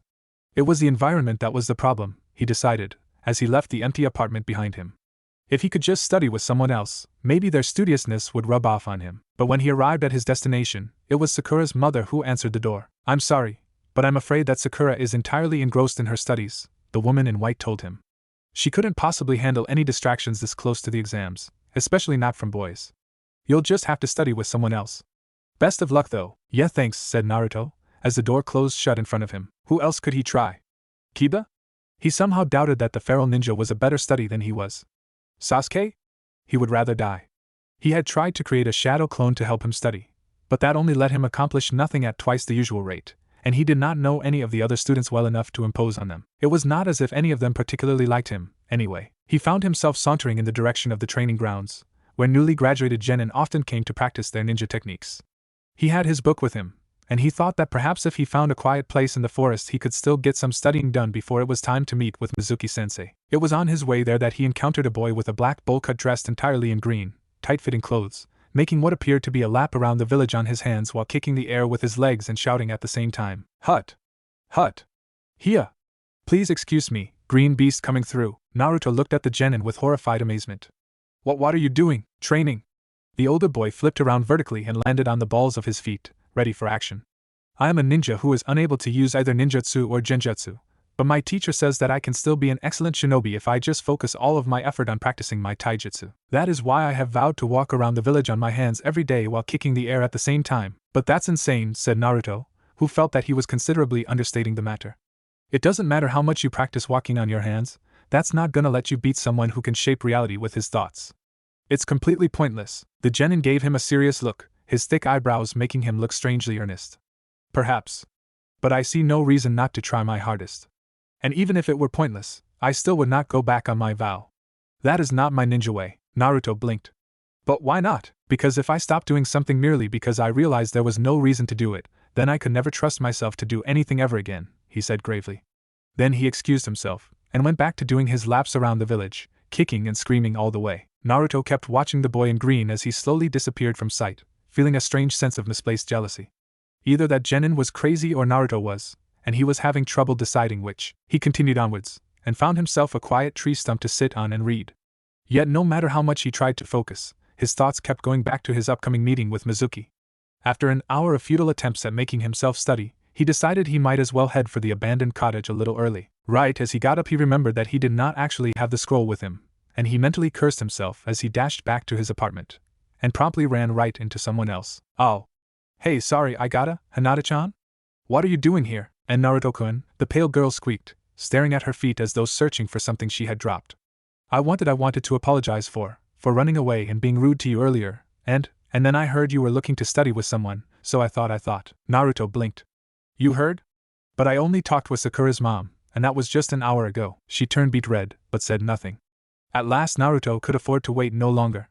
Sorry, Hinata-chan, but I gotta go. I got an appointment. I understand, I'm sorry. She rushed off through the training area, in the exact opposite direction of where the Hyuga compound was, and Naruto stood there for a moment, flabbergasted. A part of his mind was yelling at him to go after her, and another part of him was yelling that there was no time, until finally the part of him that was not completely useless reminded him that he already had the perfect solution to this particular type of problem. The easy part was forming the hand seals, but then he had to split his stream of thought into two, which was said to be almost impossible for most ninja but turned out to be merely incredibly difficult for him. He felt the chakra drain from his veins as the technique took hold, and then the world shifted and he was staring at a boy his own height with bright blue eyes, messy coarse blonde hair and orange clothing. He had already cast the technique several times before, but the results still filled him with absolute wonder. Well, what are you waiting for? He growled, after he grew tired of admiring himself. Go after her. The other Naruto hesitated for a moment, a confused expression on his face, before running off in the same direction Hinata had headed. Which leaves the bigger problem to me, as always. He dashed back the way he came. Stupid, stupid, stupid. Naruto ran all the way back to his apartment, found the scroll, and only then remembered that it was too large for him to carry. Panicking, he looked around for some easy way of transport, but at last he decided there was no time, and he just slung it on his back with a belt. He buckled under its weight as though it were a leaden bell, and it nearly slipped out and fell on several occasions as he ran. But somehow he managed. Stupid, stupid, stupid! By the time he arrived at his destination he was aching all over and drenched in sweat. From the position of the sun he realized that despite everything he had still managed to arrive early, but the novelty of calling himself stupid had worn off at this point. I'll just wait for Mizuki-sensei in the cottage, he thought to himself, and that was when someone grabbed him and pulled him into the bushes. Ack. Hey, what? He suddenly found himself looking up at a man in a green armored jacket, who would have looked like a perfectly ordinary chunin except for the horizontal scar across his face. Irika-sensei? What are you doing here? Did Mizuki-sensei ask you to join in on our chakra research or something, Naruto? His former teacher looked as surprised as he was. He slowly put his knife aside, which Naruto only now realized had been pointed at his throat. Is that what Mizuki told you? Listen, I don't know what lies he's been putting in your head, but Mizuki is a very dangerous man. The Hokage ordered me to keep an eye on him in case he turns traitor, so I followed him here, but I need you to tell me what he's up to before I can. Traitor? Naruto was having trouble focusing, occupied as he was with disentangling himself from the dense undergrowth without cutting himself on any of the branches. What are you talking about? Mizuki-sensei isn't a traitor, he's my teacher. He stepped in after you left because of me, in case you forgot. Irika grimaced. I didn't choose to leave my position, no matter what you may have been told. I loved teaching you, every last one of you, no matter how difficult it was sometimes. And maybe I was a little tense before the exams, but I never meant to take it out on any of you. A regretful look passed over his face, but it vanished when he shook his head. No, Mizuki pulled some strings to make that happen, I'm sure of it. He's planning something, but I can't do anything about it until I figure out what it is. Naruto finally managed to return to an upright position, and his wits returned to him along with his sense of direction. Wait, if the Hokage suspects Mizuki-sensei of something, why would he send you? Where's the ANBU? What's really going on here? Irika opened his mouth to reply, but when no sound came out, Naruto's suspicions redoubled. You're not here on the Hokage's orders at all, are you? You're just jealous that Mizuki-sensei got your teacher's position and he's doing a better job than you, so you've been trying to catch him doing something wrong. That's not true. Irika anxiously peered through the bushes to look for movement at the cottage door, before lowering his voice to a whisper. You don't understand. You don't know Mizuki like I do. He was my friend growing up, but then as he grew older something changed him. He became colder and more distant. He started mocking the will of fire, and then he was never convicted of it. But a few years ago he was on a mission, and he killed one of his own comrades just so he could run away a little faster. That's the kind of person he has become. I know, said Naruto, he told me. Then another realization struck him. Wait. His friend, the one who told everybody what happened, who convinced everyone he was a terrible person, that was you, wasn't it? You ruined his life. Just like you ruined mine, by saying that I dishonored the Fourth Hokage, and by letting Sasuke humiliate me, and then you followed him into the academy, just to spite him. Irika stared at him, uncomprehending. He told you? And you're still choosing his side? Of course, he's a clever lad. Irika dodged almost instantly, but the shuriken had been thrown even before the words were spoken and he was struck regardless. Red rivulets ran down the forest green of his jacket where the shuriken pierced him, and he grunted in pain. Mizuki was standing a few meters away, covered in dirt from where he had burst out of the ground with an earth technique. Naruto, why don't you get your head down for a bit? This won't take long. Naruto ducked down the bushes even before Mizuki finished speaking, instinct taking over, and then he could only tell what was going on by the sounds of violence. Metal clashed on metal, someone screamed a word, and then there was a sickening crunch followed by a hollow thump. When Naruto got up, Iruka was lying face first on the forest floor, a large shuriken embedded in what looked to be his spine, only his right hand twitching slightly as he lay in a steadily spreading puddle of his own blood. "You killed him," said Naruto, who felt like he was going to be sick. "Yes, that does tend to happen when you play around with shuriken," Mizuki said idly, as he picked up the stray weapons from the forest floor. He frowned as he cleaned the blood of one of them with a large leaf. "Though you don't learn that at the academy anymore, do you? I apologize for that. If I were actually allowed to teach you children something, then I would have given you all a kitten to care for at the start of the year, and made you strangle it for graduation. Perhaps then you would have come to realize that the life of a ninja is not supposed to be fun. But alas, but he was your friend." Naruto's thoughts were like mud. If he killed Iruka, then that implied, does this mean, was what he said true, about the Hokage suspecting you of being a traitor? Who knows? Mizuki tried to brush some of the dirt out of his white hair, but only ended up smearing it with blood, to his visible annoyance. "For all I know, the Hokage says that to almost everyone, that way they're all watching each other for him, and they all get to feel special. Quite clever if you asked me." He sighed. "And Iruka was not my friend, that's just something he chose to believe to make himself feel better about harassing me. But I suppose even a stopped clock is right twice a day, and this time he happened to get in the way of my taking that scroll from you. Unfortunately for him." And there it was. If Mizuki planned to leave the village, then it made sense that he did not want to leave empty-handed, but as a rogue ninja he would most likely get caught almost immediately, unless he planned to join a different village, in which case it would help his position immensely if he brought them a handsome gift. It amounted to the same thing either way. Naruto reached around his back and clutched the massive scroll tightly. "And if I gave this to you, then what'd happen to me?" "Oh, well, obviously it would be in my best interest to eliminate any witnesses." Mizuki smiled, seeming to find Naruto's dismay amusing. "Unless, of course, you can think of a reason for me not to?" It took several long seconds of agonizing silence for Naruto to think of an answer. "My dad's Jiraiya, of the legendary Sannin. If you kill me, he'll definitely go after you, but if you don't, I'll ask him not to." Another smile. "And there you have it. You see, Naruto, you have nothing to fear from smart and reasonable people like me, because we can always come to some sort of agreement. We're practically allies by default." A small and pitiful groan came from where Iruka lay, and the two of them looked around in surprise. But of course, the same does not apply to him. People like that, who imagine themselves to be virtuous and with good intentions, are capable of convincing themselves of absolutely anything. They will happily throw away their lives just to spite you, and unlike cruel and wicked men, they will never grow bored or tired of hurting others. He drew a kunai and advanced on Iruka's prone form. Naruto crossed the distance and interposed himself between Mizuki and Iruka, his hands already forming the seals for the shadow clone technique. "No, I'm not gonna let you." He split his mind into 3 parts, chakra pounding through his veins and draining away at an alarming rate as 2 more shadow clones burst into being with an expulsion of air. "I'll fight you if I have to." Mizuki raised an eyebrow, but kept advancing with dagger in hand. Naruto's newly formed clones circled around him and charged from both sides, but Mizuki merely dodged backwards and took one of them out with a thrown shuriken before stabbing the other with his knife. Naruto nearly collapsed on the spot, the sheer agony of having his liver ruptured proving almost too much to bear. But it was only the phantom pain of a shadow clone's dying memory. "The shadow clone technique is meant for running interference and reconnaissance," Mizuki said amusedly. "It's not a combat technique, as you just found out. If you're unable to hit your opponent, making more of yourself is a waste of chakra. Still, to think you could learn an A-rank technique like that after only a few weeks, there you have the difference between those with access to forbidden knowledge and those without. If I had that scroll at your age, I might have been the Hokage by now," said Naruto. "I don't think so. I mean, the shadow clone technique is hard to learn because it costs a ton of chakra, and you gotta have a mind that's really, flexible. It just happens that I've got those things already, but for someone like you it'd be much harder." Mizuki gave him a long stare, seemingly trying to decide whether to believe him or not, but then shrugged. "It doesn't matter. There must be over 100 techniques in that scroll. I could become a seals master, a genjutsu expert, or a ninjutsu specialist. I won't be a second-rate ninja regardless." He motioned with his dagger. "Now give me the scroll and get out of my way, or I really will kill you.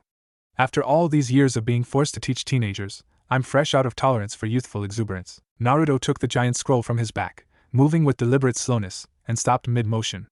"Wait, how do I know you'll really let me go? You might be trying to trick me." Mizuki raised a bemused eyebrow. "You'll just have to rely on my sterling reputation." He shook his head defiantly. "No, you gotta make it a promise, or else I won't give it to you." "You want me to?" The man's mouth opened and closed again. "Fine, I promise not to gut you like a fish. Now give me the bloody scroll." He advanced on Naruto, his knife outstretched menacingly, then paused and turned around. "Wait, what was that?" Naruto focused chakra to his ears, but there was nothing except the sound of crickets chirping in the evening air. "I don't hear anything." "No, of course you don't." Mizuki swiveled around, searching the tree line. Who's there? What do you want? His head snapped around again to face the other direction. No, no, no! I was so careful. How did they find out? He turned to face Naruto, his face contorted with rage. What did you do? When shadow clones disappear, their chakras sent to the other bodies along with their memories, Naruto explained. Like you said, it's not really a combat technique. And the Byakugan gives perfect telescopic vision. Even if you moved away from here, Hinata-chan still would have sent the ANBU after you. Mizuki glanced around the forest clearing, clutching his knife like a shield. No, there's too many of them, too fast. They shouldn't be here. I only killed Irika, they have no reason to care. He twisted around to stare at Naruto again. But of course with that hair, and those eyes, and that name. I should have realized. Of course they would be keeping a close eye on you. What? What do you mean? But instead of replying, Mizuki pulled Naruto in front of him and held a knife to his throat. Stay back, he called out. I have your precious legacy. Now we're going to talk this out like reasonable people, or the boy dies. I don't think that's gonna work. Naruto swallowed thickly, all too aware of the cold steel pressed against his throat. Because I used the shadow clone technique earlier, to study with Hinata-chan, and I think I might be the clone? Mizuki looked down at him, disbelieving. In reply, Naruto formed the necessary seals, split his mind, and created another shadow clone. The newly created clone pinched him in the arm, and he vanished, and then he was free of Mizuki's grasp and remembered both pinching his clone and being pinched just a moment ago. The two looked at each other, wordlessly. The silence was interrupted by a crunching sound coming from the tree-line, and Mizuki turned to face in that direction, eyes wide with fear. It was the sound of a large animal that crushed all leaves and shrubbery before it, the kind of animal that was prey to no other, and wanted you to know it was coming. No. Mizuki's face turned deathly pale. Not him. Not him. He formed the seals for his earth technique, and the ground softened up beneath him, and began to swallow him up. For a moment Naruto thought he would get away, but then all around him the roots and vines began to twist and bend, and seized him by his legs, pulling him out even as his fingers dragged along the dirt. No, Naruto could see them now, all along the tree-line, crouching on the ground and standing on top of the highest branches as well. There were shadows. Black cloaked and hooded, with no faces but for the masks they wore, which were white as death. They stayed there, watching silently, but never moved. The crunching sound was coming closer, now. No! Mizuki had found his knife and was cutting at the branches with wide, unfocused sweeps. When they regrew anew, he turned the knife to his own throat, but then stopped. The knife stayed there, a mere hair's breadth from his skin, and would go no further. His whole body trembled as the roots grew around him, seizing him, pushing him to his knees and drawing his arms behind his back. Even his mouth no longer seemed to be his own, now. There was a final crunching sound, and then the newcomer stepped out of the tree-line and came into view. The first word that came to Naruto's mind was bear. Huge, and with a black overcoat that made him even larger, he wore a gray uniform and a black cap on a bald head. Scars ran crisscross along his face, as if he had fought a monster with claws, and presumably won, because he was smiling. It was the sort of smile that was used to remind the other party of the existence of teeth. He was flanked on either side by a man and a woman, with black cloaks and white masks both, and they had to be the ones casting the techniques, for the newcomer had both hands in his coat, and was slouching. Mizuki, the bear drew closer and placed one gloved hand on Mizuki's head, nearly closing around it, and gave it a light squeeze. Why'd you have to go after the children? You know that makes Papa Ibiki upset. Thin trails of blood trickled down Mizuki's eyes, and he screamed soundlessly. You okay there, kiddo? Naruto blinked. He was sitting on a chair in the kitchen of their apartment, a cup of hot tea in his hands. He was wearing a large black cloak that a masked woman with purple hair had given him, because he had looked cold, but the exact details of it eluded him. Jiraiya was sitting opposite him, an unusually serious look on his face. What? I asked how you're feeling, Jiraiya said in a concerned voice. You were just letting us know what happened, when all of a sudden you froze up, like you've seen a demon or something. Naruto frowned. He was feeling calm. Strangely calm, considering. Just a second ago, there had been bad things happening, to someone, and then he glanced around, trying to make out his surroundings through the haze. How did I get here? What's going on? Jiraiya turned to look at the person standing beside Naruto, a middle-aged man in a red coat with blonde hair tied back in a ponytail, and shot him an accusing glare. The man shook his head. It's the shadow clones he's been using. They keep dissipating and interfering with my technique. You only have yourself to blame for letting your child teach himself forbidden techniques unsupervised. If I had let Ino do something like that, my wife would be murdering me right about now. Count yourself lucky you only have to answer to the Hokage. Yeah? Jiraiya waved him off. I'm sure you can find your way out, Inoichi. There was the sound of equipment being gathered, followed by retreating footsteps and a door being closed shut. What happened? I was in the forest, and there was a man then, nothing. You probably bit your tongue, and popped, Jiraiya suggested. Happened to me once.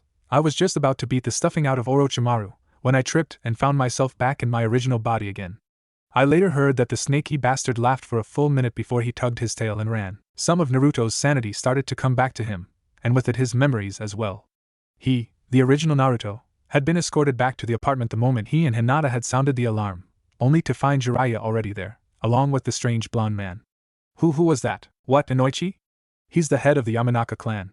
He leads Konoha's intelligence division under Ibiki, who is head of the torture and interrogation division of the ANBU. That lot always panics when a traitor's found, and starts asking pointed questions, the kind you can't choose not to answer. He nodded at Naruto's cup. Drink your tea, you'll feel better. Naruto took a sip. The tea was hot and strong, and it must have had some kind of herb in it, because just the smell of it was making him feel sleepy. So, what's gonna happen now? Jiraiya sighed. There's bound to be an investigation, and more questions, and I'll have to hand over that scroll, of course. But you don't need to worry about any of that stuff. I'll tell the proctors you're too shaken up to take the exams, and arrange something with the third under the table, so you can take it easy for a while. Naruto nodded mutely, too tired to raise any objections. Something was wrong, terribly wrong, but it was getting harder and harder for him to remember what it was. Mizuki, he heard himself say, even as he started nodding off. What happened to him? He's with Ibiki now. Naruto started to fall from his chair, but large, strong hands took hold of him, and began to carry him upstairs. Probably best not to think about it, was the last he heard Jiraiya say. As of today, you are all ninja. To get here you faced many trials and hardships, but what comes next will be far more difficult. The Chunin delivering the Standard Issue Academy graduation speech was not anyone Naruto knew, nor cared to know. The last he heard, Iruka-sensei was in the hospital undergoing extensive surgery, and most likely would never be able to walk again. And as for Mizuki-sensei, nobody so much as mentioned him anymore, after he disappeared with the faceless men in the forest. Even Sakura had passed up the opportunity to lecture Naruto when he tried explaining to her what had happened, giving him only a vaguely concerned look before changing the topic. It was as if the man had never even existed. What Mizuki-sensei had told him back then, about the two rival groups of ninjas in Konoha, traitor or not, it had to have been based on something. He remembered how Iruka had reacted when Naruto questioned the Fourth Hokage's role in defeating the Kyuubi, lashing out almost as if he had been afraid. And then there was that blonde man, in the red coat, who worked for the bear in the forest. He had been trying to do something with Naruto's mind, he was sure of it.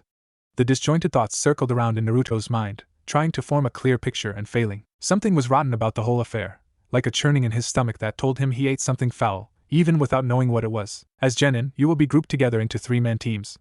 Each team will be led by a more experienced Chunin or Jonin, who will take on a combined role as your captain, teacher, and mentor during missions. From them you will learn all the vital ninja skills that cannot be taught in any classroom. Those words instantly shook Naruto from his reverie, and he cursed inwardly. After everything that had happened with Sasuke and Sakura and Hinata and Mizuki and Jiraiya, he only just now realized that one of the most important choices of his life was about to be decided for him. A man whose name he did not know was about to tell Naruto which people he would serve with on a team for who knew how many years. Depending on their character, they might make Naruto happy or miserable, and depending on their skill they might end up saving his life or getting him killed. All he could think was how pointless it all was, that his entire future was about to be decided, and he had done absolutely nothing to influence it. He had not even noticed that there was a choice to be made until it was too late. I will now announce the squads in numerical order. The following students are part of Team 1. Naruto looked around the classroom, trying to decide who he would have wanted to put in his team if he could have affected the decision. Kiba, the feral ninja? No, he's strong, but he'd just rush headlong into any fight. Sakura? She's brilliant, but she has no clan to teach her, so she's probably the weakest fighter. Shikamaru is smart, but he's too lazy, and Hinata-chan is really just too nice to be a ninja. Who else? Next up, Team 7, under Hatake Kakashi, Uzumaki Naruto, Haruno Sakura, and Uchiha Sasuke. Naruto exploded upwards from his seat. Uchiha Sasuke? Are you people serious? That bastard nearly killed me just a few months ago, in case you forgot. Why the heck would you put us together? The teacher adjusted his glasses, and gave him a contemptuous glare.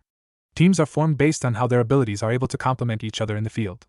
Team 8 is intended as a specialist scouting squad, combining Lady Hinata's Byakugan with Inuzuka Kiba's tracking abilities and Abirame Shino's insects. The Ino Shikacho formation has proved throughout the generations to present an exceedingly potent combination of clan abilities. Team 7, on the other hand, traditionally consists of the most intelligent and talented ninjas of their generation, in order to create a formidable crisis response unit that is capable of not only countering hidden threats to the village as they arise, but also of adapting to new developments in the field and responding on their own initiative as needed. Haruno Sakura is included in this elite team because she has the most impressive academic scores of this year's students by far, while the Lord Uchiha has the best grades overall. I can't say for certain why you were included, however, as you appear to have forgotten to take the final exam entirely." As he said the last part, the class burst into scornful laughter, and Naruto shrank back in his seat, his face burning red. As the teacher continued reading from his list, Naruto was left clenching his fists in frustrated helplessness. He shot an involuntary glance towards Sasuke.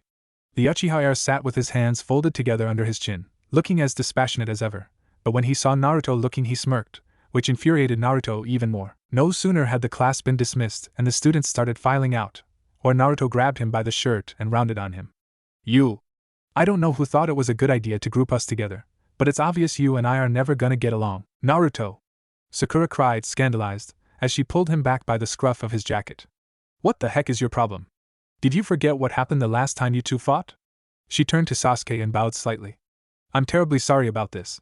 Please forgive him, he's a little bit simple." Sasuke brushed her off. "Not at all, he has every right to be angry with me. Naruto, I apologize for beating you into the dirt and making you wet your pants in fear. That was unseemly of me." "Ha! Sorry, yeah, as if." Naruto stuck an accusing finger out at his enemy, searching for an amazing comeback that just barely eluded his grasp. I bet someone like you isn't even able to feel sorry. You can't feel other people's pain at all, can you?" "Of course I can sense your pain," Sasuke said, sounding offended. "How else could it amuse me so?" At this point Sakura had to intervene again, pushing Naruto back before he could try to wipe that insufferable smirk from Sasuke's face. "Enough. We've only just been sorted into this team. We can't be seen fighting already. We've got to at least try and work together." Naruto had to admit that this was an eminently reasonable point of view, which unfortunately did not make it any less irritating to hear. He shook himself loose. "So who is this Hatake Kakashi guy, anyway? You don't know?" She looked shocked for a fraction of a second, but then started happily talking away. "He's one of the most amazing ninjas in the Leaf. He's famed across the world as Kakashi of the Sharingan Eye. He's the son of the White Fang, who is said to be just as strong as the Sannin, and they say that in time he might surpass even them. We're incredibly lucky to have someone like him as a teacher." "That is such horseshit." Naruto found himself in the unpleasant situation of having to agree with Uchiha Sasuke. After getting dragged all the way to the forest training grounds with no explanation offered, he was not in the mood to be led around the bush by this supposed genius ninja. Having grown up with one of the legendary Sannin, Naruto knew full well how the reputations of famous ninja tended to get exaggerated. Still, the way the elite Jonin slouched in the center of the clearing with both hands in his pockets, he looked like he would rather be anywhere else in the world but here. With his black fatigues and forest green jacket he might have looked the perfect image of a Konoha shinobi, but the effect was ruined by the ridiculous mess of silver-gray hair that pointed roughly upwards and to his left. His face was almost entirely obscured by his mask and headband, which he had pulled down to cover his left eye, and it might have lent him an air of mystery if not for seriously, does he style his hair like that on purpose, or what? "Yeah," said Naruto, "you can't send us back to the academy if we fail your stupid test. Even if you had the power to do that to me or Sakura, the whole point of this is that we fight in teams of 3, and there's no way our precious Lord Uchiha would ever get sent back." Sasuke nodded. "Exactly. And since Naruto here is our #1 expert in passing tests without actually taking them, sending him back to the academy would be completely pointless." This earned him another death glare from Naruto, which the Uchiha heir seemed only too happy to ignore. Hatake Kakashi threw up his hands in mock surrender. "Well, it seems you guys are too clever to fall for my bluff. You're right, I can't actually send you back to the academy. Then again, every team still needs a sensei, and all the good ones have been taken by now, meaning that if I suddenly became unavailable, you just might end up with a second-rate Chunin as your teacher, in which case you might prefer to wait a year to try and change my mind instead. But hey, it's your choice." Naruto gritted his teeth, and he saw that Sasuke was glowering at their teacher as well. What a bastard. The silver-haired man extended an arm and revealed what he had been holding in his hand. Dangling from his index finger, a short and fragile piece of string bound 2 metal bells together. "Your task is to take these from me before noon," he announced, as he deftly bound the bells to the lower rim of his armored jacket. "Normally I tell you that whoever does not have a bell by then will be sent back to the academy, but since you're too clever for that, I'll just say that you'll come to regret it if you don't manage to capture at least one. Oh, and don't hesitate to use your kunai and shuriken. You won't stand a chance unless you come at me with intent to kill." Sakura spoke up for the first time since their introduction, the words seeming to blurt out of her mouth. "But that's far too dangerous. I know you're a Jonin, but if there's even just a 1 in 1,000 chance that we'll land a fatal blow, then in 100 training sessions there's still a significant chance you'll die." "Nah, this one's probably just a shadow clone," Naruto pointed out. "He gets all the benefit of a realistic test without any of the danger. That's what all the smart ninja do, or so I'm told." Their teacher shrugged noncommittally. "Who knows? Anyway, that's about it. Get ready, start." Sasuke and Sakura immediately dashed off in opposite directions, heading for the trees surrounding the training field with no heed to Naruto's calls for them to stop. "No, wait, don't split up. he groaned loudly. Great, now I'm gonna have to go look for them first. Kakashi tilted his head slightly. You're not going to hide like the others? There's no point in hiding. I mean, you're right there waiting for us to take the bells while we're the ones on a time limit, and it's not like you couldn't find them if you wanted to. He formed the seals for the shadow clone technique and split into 3 instances of himself. As he and his clone ran after Sakura and Sasuke, he could hear the voice of the clone that remained behind talking to Hatake Kakashi. So seriously, what's up with your haircut anyway? It's totally impossible, Naruto repeated. It had taken him some time to chase down his teammates, and now it was taking even more time to convince them that ambushing Kakashi was not going to work. He's an elite Jonin, and we're only genin. If he really has the Sharingan, then illusions like the transformation technique are not gonna work either. He could be sleeping and it wouldn't make a difference, Sakura reluctantly agreed. I looked up his public records last night, and he's not bluffing. He really did fail the last 5 teams that took his test. It seems the entrance test for Team 7 is harsher than any of the others. Her voice dropped to a whisper. And there are rumors going around. They say he's not just an elite Jonin, but a former captain of the ANBU. They call him Cold-Hearted Kakashi, the friend killer. There was a moment of silence as they took this in. The 3 of them were huddled together in the forest undergrowth, trying to hide from the person who was purposely trying not to find them, which meant they were either earning points for doing what they were supposed to, or losing points for doing something futile. This is why I hate tests. It's only ever about guessing what the teacher wants from you. It could still work if he underestimates us, Sasuke said eventually. As you said, he could defeat us in an instant if he wanted to. But he's holding back and we can use that against him. As long as we play the part of clueless genin, he will give us an opening out of a misguided sense of fairness. And in that one instant I'll unleash my true power and seize victory. Naruto eyed him narrowly. You're just full of crap, aren't you, Sasuke? Perhaps, said Sasuke. Or maybe I'm just pretending to be full of crap, but really I know exactly what I'm doing. You'd never know the difference. We might be overthinking this, Sakura said, aborting the argument. If the test is impossible, then there's no point in worrying about it.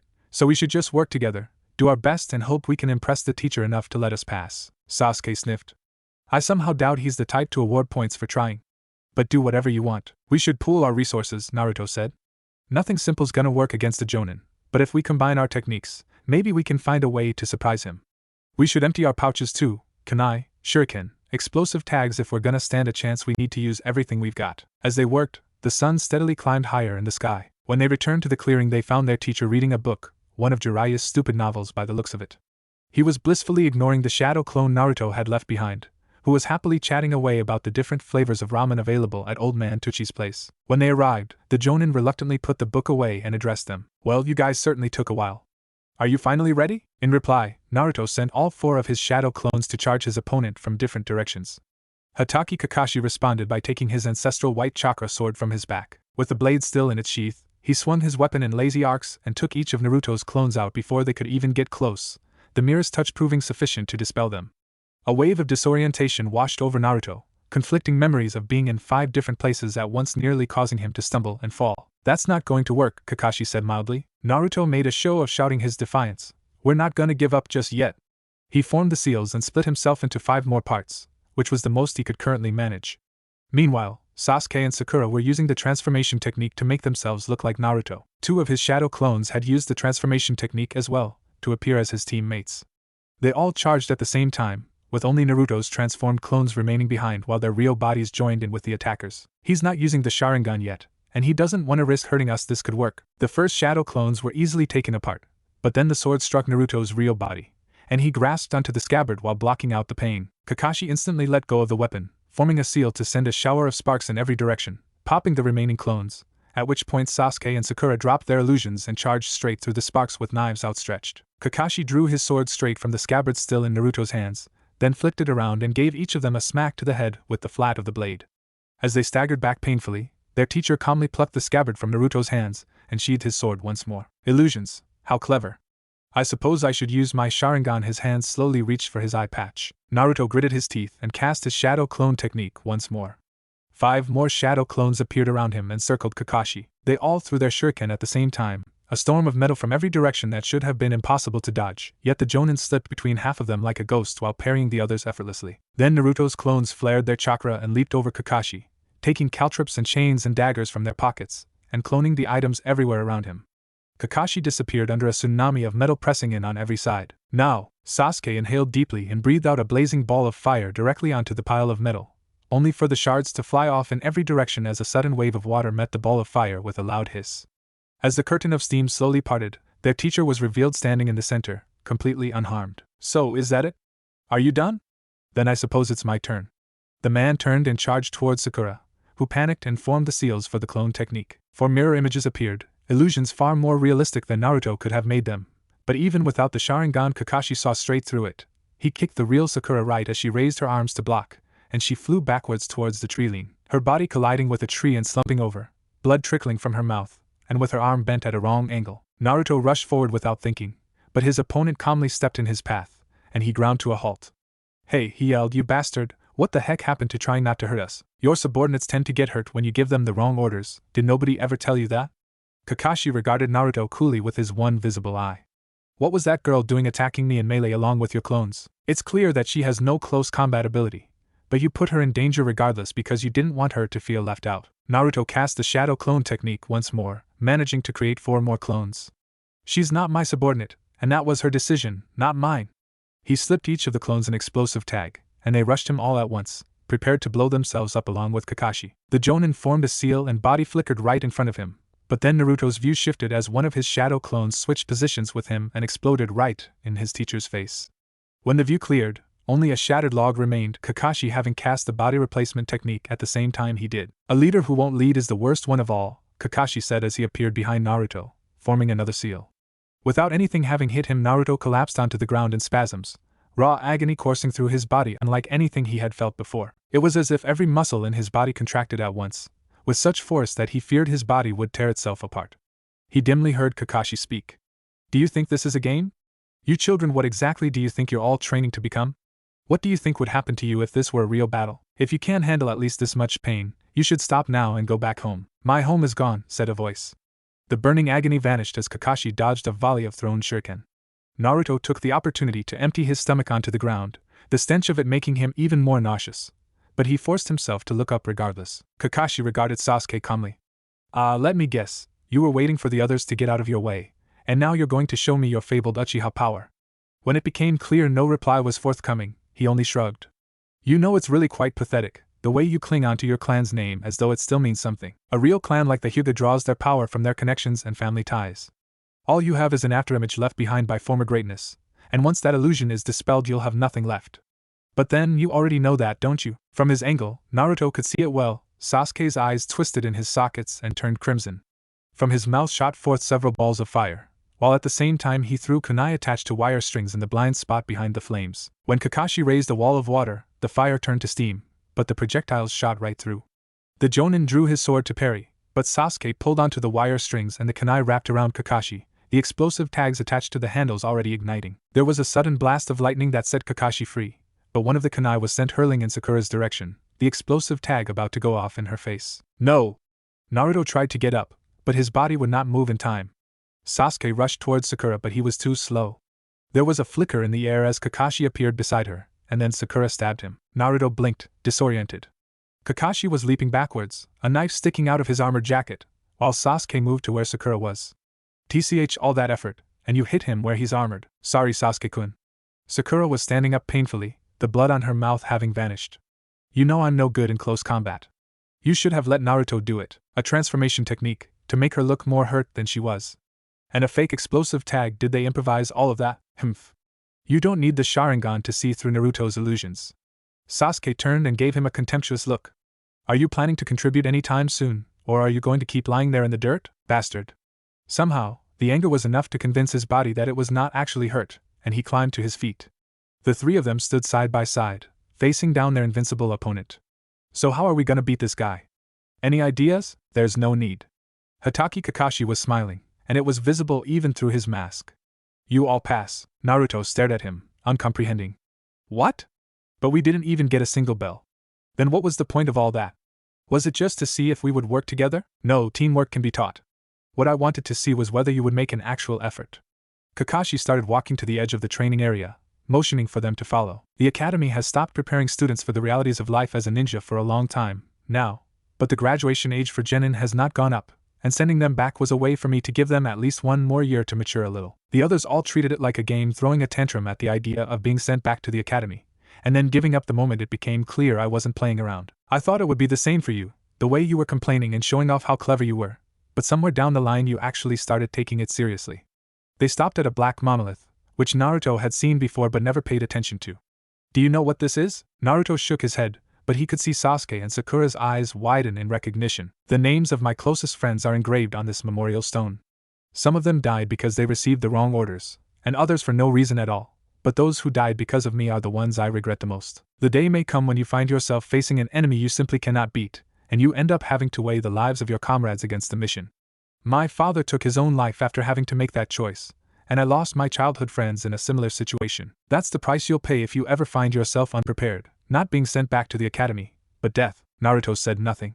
He suddenly felt very foolish, and he suspected the others felt much the same. As of this moment, you are officially members of Team 7, just as I was before you. I will do my best to instill in you the teachings that the academy did not consider important, and if you live long enough to reach the rank of Jonin, I expect you to teach your students the same. For that is the burning will of fire that was passed down by the first Hokage, who dreamed of a day when his students would put an end to all the darkness in the world, a will to wisdom that was passed down through the generations, to the legendary Sannin, to my father the White Fang, and to the fourth Hokage who was my teacher. Kakashi turned away from the black stone to face them.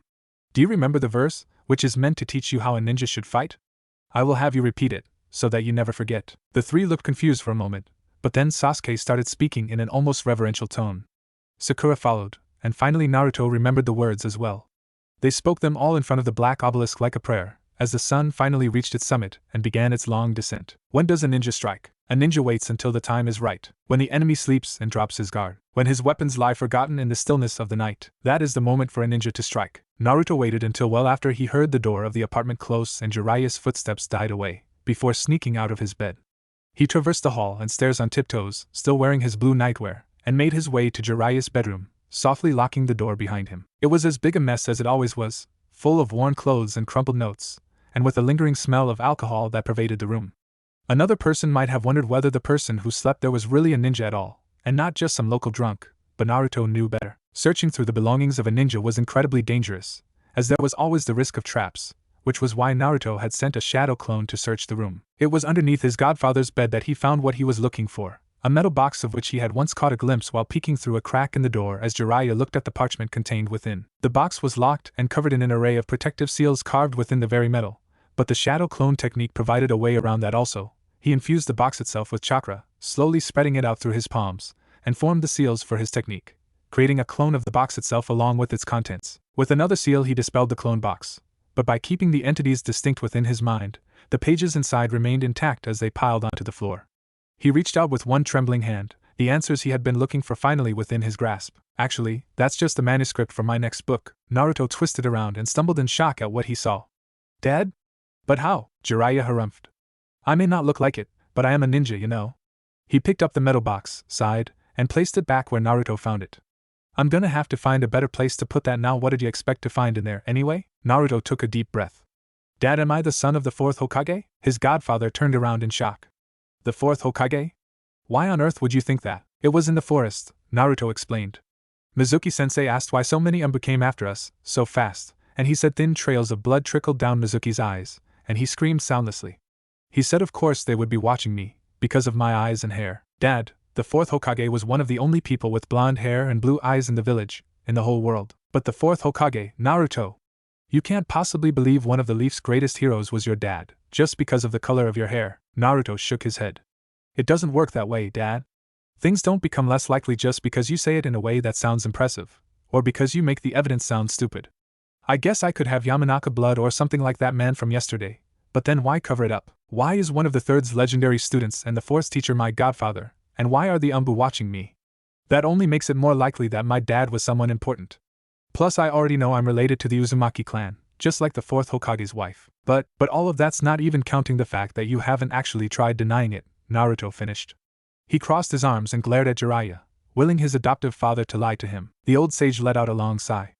I guess you really are just as brainy as your old man was. He rolled up the sleeve of his green short shirt kimono, revealing that not only his hand but also his arms were covered in tattoos, a vast network of seals all over his body. Touching one of the markings, a scroll appeared in midair, which he caught and spread out onto the wooden floor.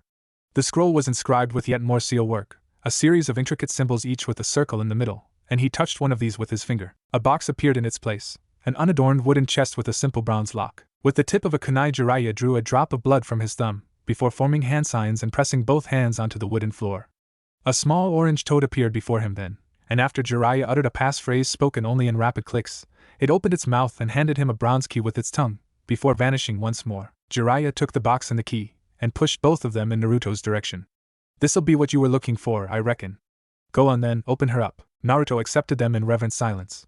The key had no cuts or wards, but as it was bound to be covered in yet more invisible seals, Naruto was sure that made no difference.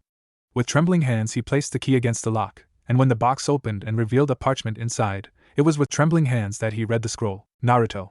My son, there is so much I want to tell you, yet time is running out even as I hold this quill, and the fate of our village and the world may well depend on what I write.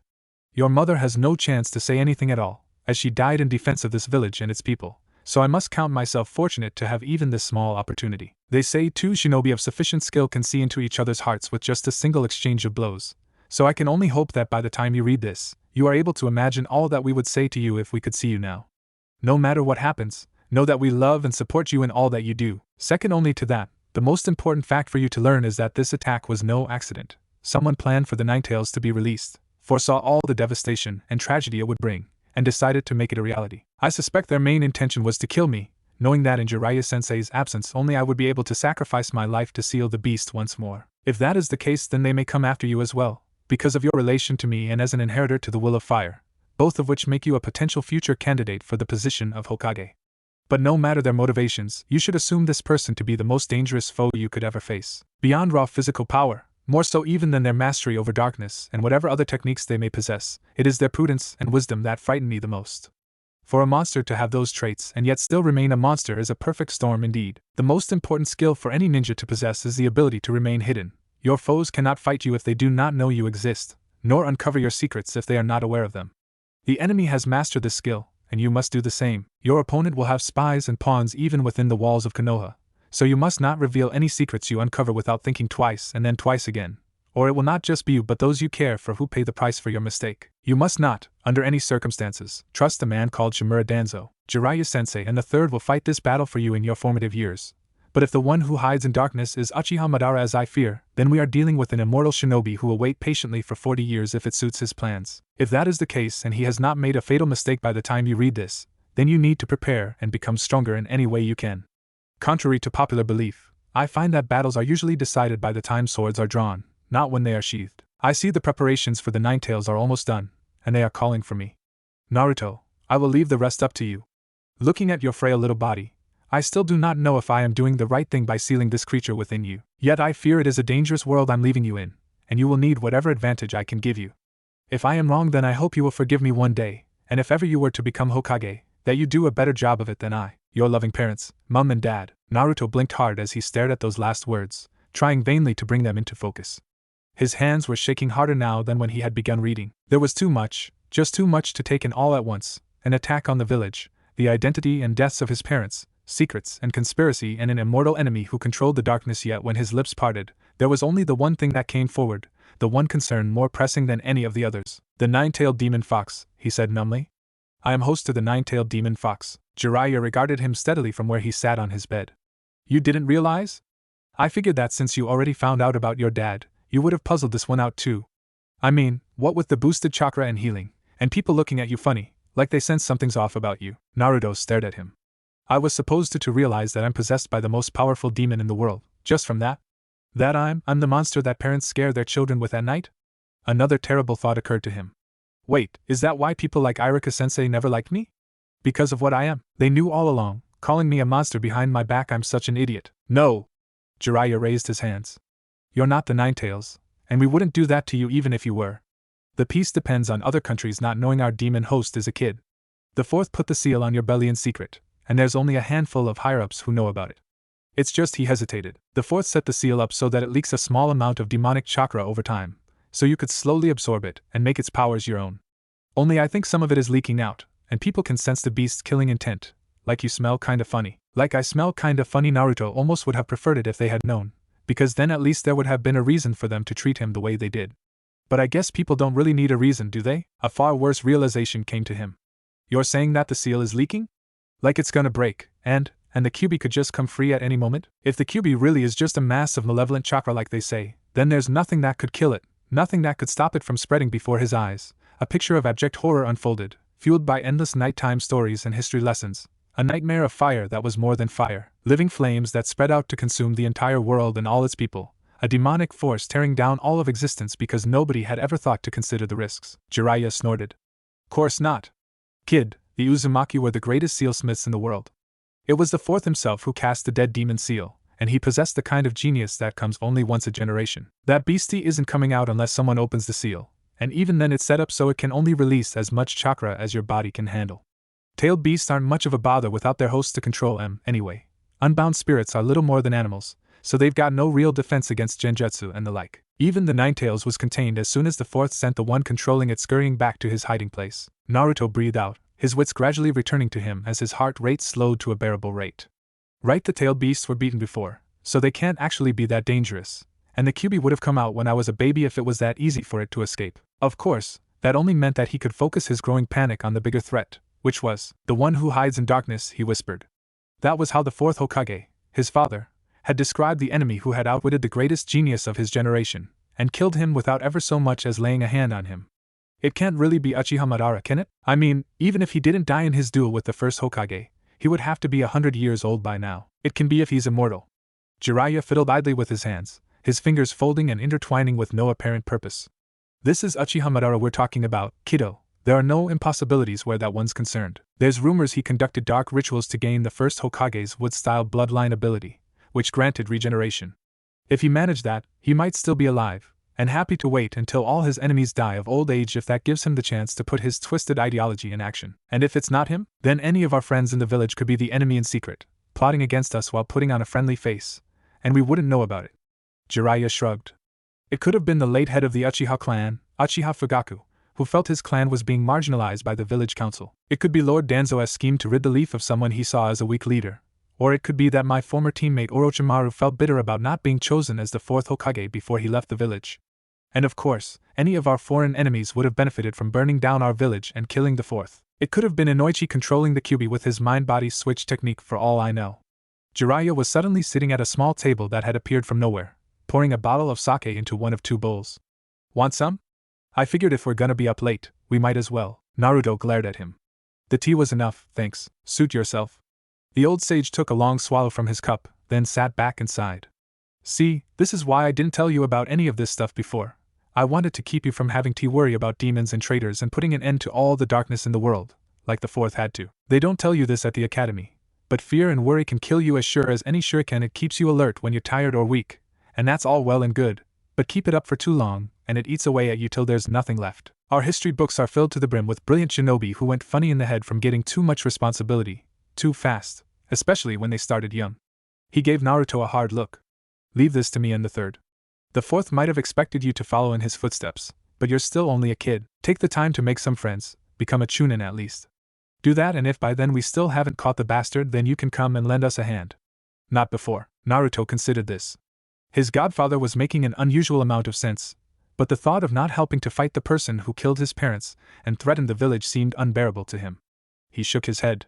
Not a chance. I get that I'm not strong enough to fight yet, but that's not what the enemy is doing either. I can still help by figuring out what's going on, and I think that's what the fourth wanted me to do too. Good. Jiraiya finished his drink and slammed the bowl onto the table, loud enough that Naruto jumped in his skin. Fact is, I haven't the right kind of mind for this sort of thing, anyway. Anyone who's smart enough to figure out the riddle is a potential suspect, and the more people we talk to, the bigger the chance of a leak. So if you've got some clue of who we're up against, you just let me know and I'll take care of blasting the bastard to smithereens. Naruto swallowed thickly. He could not help but feel that his godfather's levity was a bit forced, considering the situation. He sat down, taking a deep breath. What do we already know? Nothing much, really. Jiraiya poured himself another cup. All I've got is what the fourth put in that letter, and what he told the third. There was an explosion just as Kushina was giving birth, killing everyone in the building except Fairyu, and then something released the Ninetales from your mom's belly and made it attack the leaf. The fourth figured that she must be controlled by genjutsu, and told Inoichi to look for a patch of chakra in the middle of the village. He led an ANBU team against whoever was hiding inside it, but he found only darkness, and then the darkness vanished too. Hold on, said Naruto. How did he know that? To look for the chakra, I mean. A shrug was followed by another swallow. He didn't say. I reckon he figured that's what the darkness would look like to Inoichi. As fair how he knew that, though I'd ask him if I could. Naruto frowned. He had wanted to check the reasoning of the fourth, his dad, to see if it made sense, even if the darkness and everything else fit with Madara being the enemy. Naruto could not imagine that it was enough to think that an ancient shinobi thought long dead was the most likely culprit. Even if Madara had survived, it still made no sense that he would do nothing notable for 40 years after losing his duel to the first Hokage, and then do nothing again for 13 years after attacking the village. On the other hand, it could well be that there was other evidence that Minato had relied on, which left Naruto with having to decide just how much he should trust the Fourth Hokage's judgment. Anyway, the Nine Tails was easily handled after that, Jiraiya continued. Only it turned out that it was the beast itself that was being controlled, not your mom, and so when the genjutsu ended, Shishi was already gone. Jiraiya was not drinking anymore, but balanced his empty cup on its edge with one finger, and slowly spun it around in circles. His eyes were following its movements, as though hypnotized. "Why me?" he whispered. "Why seal the demon inside me, of all people? It defeats the whole point if the demon host can't actually fight. It should have been someone like you, or your friend Tsunade. The beast's got to go to someone young if its chakra is to merge with the hosts over time," Jiraiya murmured. "But I reckon the fourth was probably thinking that since he was about to die, he wanted to at least leave something useful behind for his kid, to protect you in his place. You see, all tail beasts have incredible restorative chakra, but combine that with the Uzumaki clan's natural vitality Naruto. If you ever learn to fully control that creature's chakra, it's possible that you could never die. Any injury you get, even whole organs lost, it would just heal right back." On any other day Naruto's eyes would have widened in shock, but now it was just another blow to add to the ones that had struck him before. Immortality? Could it really be that easy? But no, his mother had died regardless, and to the very flames that were supposed to protect her as well. Considering the risk of letting it escape by accident, Naruto was not sure he could justify using the Kyuubi's power at all. Either way, the fourth had been acting almost entirely irrationally. Near the end, after sacrificing everything to become Hokage, he had sacrificed himself so that the village would hold on to its demon, only to host the beast inside a child that could not actually use it. All for the sake of his son, when Naruto would much rather have his original father still be alive. Yet even as he reflected on the family he never had, another strange and distant part of his mind finished concluding that if he could not trust his father's judgment, then the main reason to think the enemy was Madara was gone as well. He shook his head to dispel the thought. It was pointless to guess when he had so little information. He needed a clue, a hint, or a weapon, or a witness, something that everyone else might have missed, because it did not fall within the usual pattern of things they would consider. The Nine Tails, he heard himself saying, his voice sounding strange to his own ears. Would it be possible to ask the Nine Tails who was controlling it? That, his godfather said slowly, is not a bad thought. He's late. Sakura sounded disbelieving, though perhaps not quite as disbelieving as she had been yesterday, or the day before that. The three of them had been waiting on one of the simple wooden bridges spanning the river running through Konoha since 6 in the morning, having had to crawl from their beds only half conscious to make it in time. 2 hours later, their teacher still had not arrived. "It's gotta be a test of some kind," Naruto said at last. "Someone like him is not gonna stop testing us just because we became genin. He could be watching with his Sharingan even now, waiting to send us back to the academy if we fail." He looked around nervously, though in truth it was not his teacher who made him anxious. He wanted nothing more than to discuss everything that had happened with Sakura, to talk about the demon and his parents and the hidden enemy behind it all. But the Fourth Hokage's words kept repeating themselves in his head. The most important skill for any ninja to possess is the ability to remain hidden. You must not reveal any secrets you uncover without thinking twice and then twice again, or it will be your friends who pay the price for your mistake. Sasuke shrugged. Or he just doesn't care. He's a jonin. He probably has better things to do than train mere genin. He was leaning against the railing with both hands in his pockets, putting on an apathetic air, but the tightening in his muscles showed that the situation was getting to him as well. For the briefest moment Naruto wondered what Sasuke would have to say about it all, whether he would approve of his plan to talk to the Kyuubi or call it madness. But he quickly dismissed the treasonous line of thought. "He's the one who insisted on meeting this early," Sakura replied with exasperation. Over the past few days, the shine that had appeared in her bright green eyes upon hearing her team announced had been slowly waning. "He can't have forgotten. You don't become a jonin if you're that careless. You just don't," Naruto silently agreed. After that whole speech Kakashi had given on what it meant to be a ninja and how important it was to be prepared, there was no way their teacher was not doing this on purpose. The only question was what he was waiting for them to do. "This is why I hate tests," he reflected once again. "I think I got it," he said at last.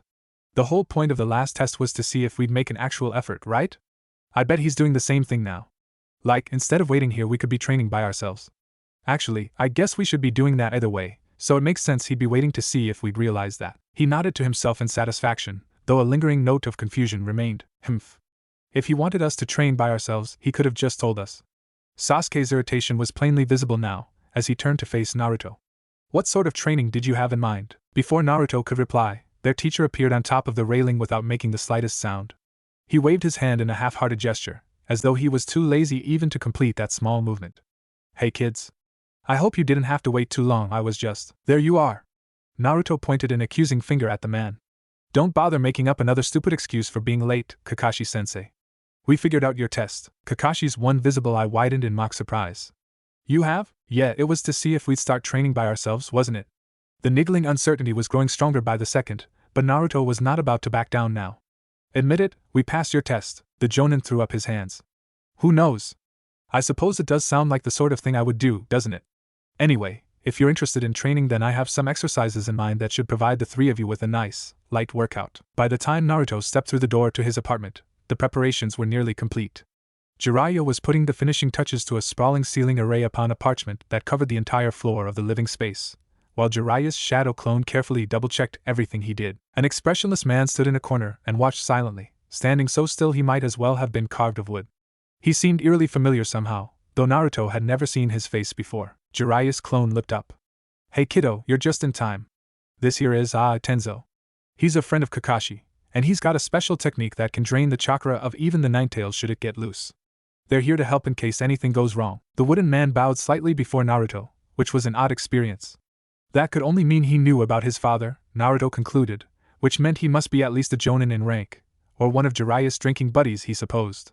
Nice to meet you, I guess.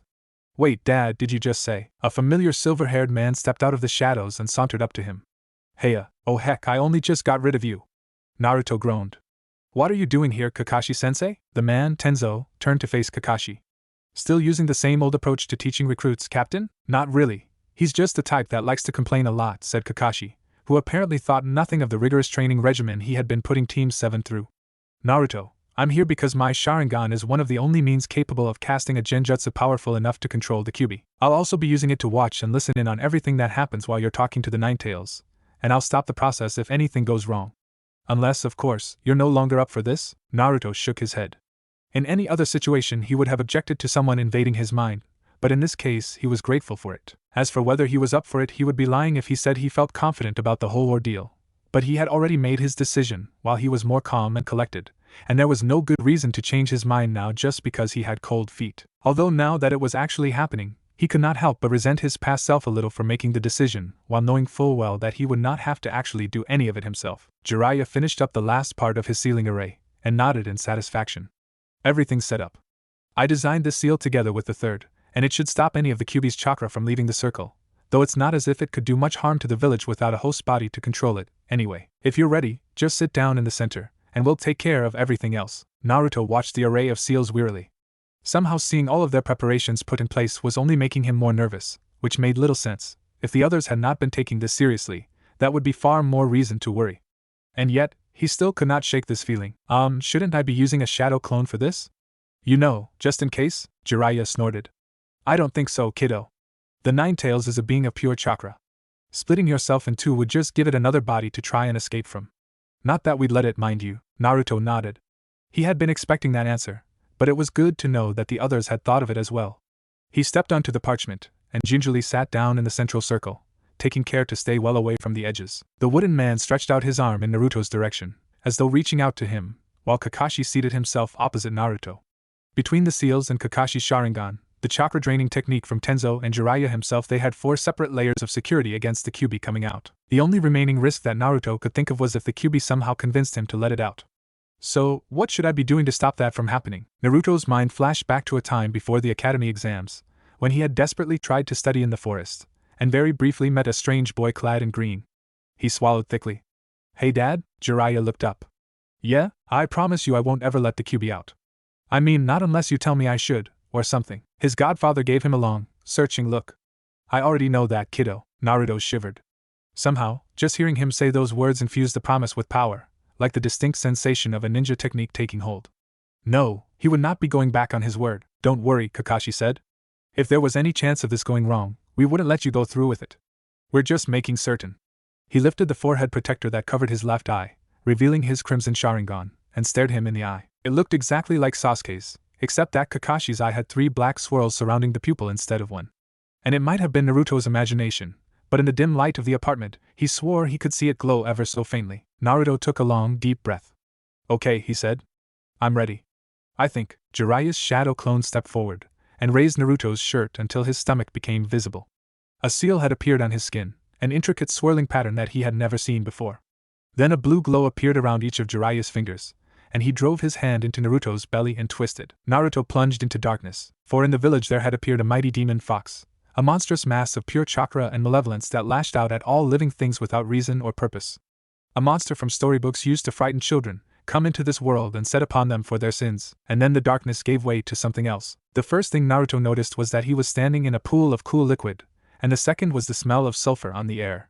Though there was no source of light anywhere to be seen, he could still sense everything around him, as though he were looking with something other than his eyes, and needed no light. He was standing in a massive empty corridor that stretched on forever, and when he looked up he saw that the ceiling was lined with lead piping, like the basement of some monolithic facility. The liquid was water, he thought, though in the absence of light he could not tell its color. He looked up again, and found that there was a titanic gate in front of him, looming out of the darkness where only the empty corridor had stretched before. Thick iron bars went all the way to the ceiling, extending 100 meters or more before ending in a stone arch. Arcane runes were carved all along the frame of the great gate, and in the center of it all there was a lock that could not be opened by mere keys, a metal spiral covered in incomprehensible seals. Excuse me?" he called out. Is anyone there? Hello? Hello? Hello? Hello? His voice echoed throughout the chamber, traveling past the non-light and into the darkness behind the bars, reflecting off the walls on the other side before coming back to him. As his words died away, at first nothing seemed to happen, but then there was a sound like a single drop of water falling into a vast lake. Soon after there came ripples, small at first but then greater and greater, concentric circles in the liquid pushing past the bars of the gate, and edging ever closer towards Naruto's feet. Just as Naruto was about to decide that this had all been a mistake and he should leave right now, a light arose in the center of the darkness. 2 crimson eyes appeared, with vertical slits like the pupils of a nocturnal animal, burning with such brightness that their image was seared into his eyes. There came a voice then, rumbling like the low roar of an inferno, full of heat and chaos and all the buried power of a dormant volcano. It was how Naruto imagined fire would sound, if fire had been given a voice. Who goes there, to wake me from my slumber?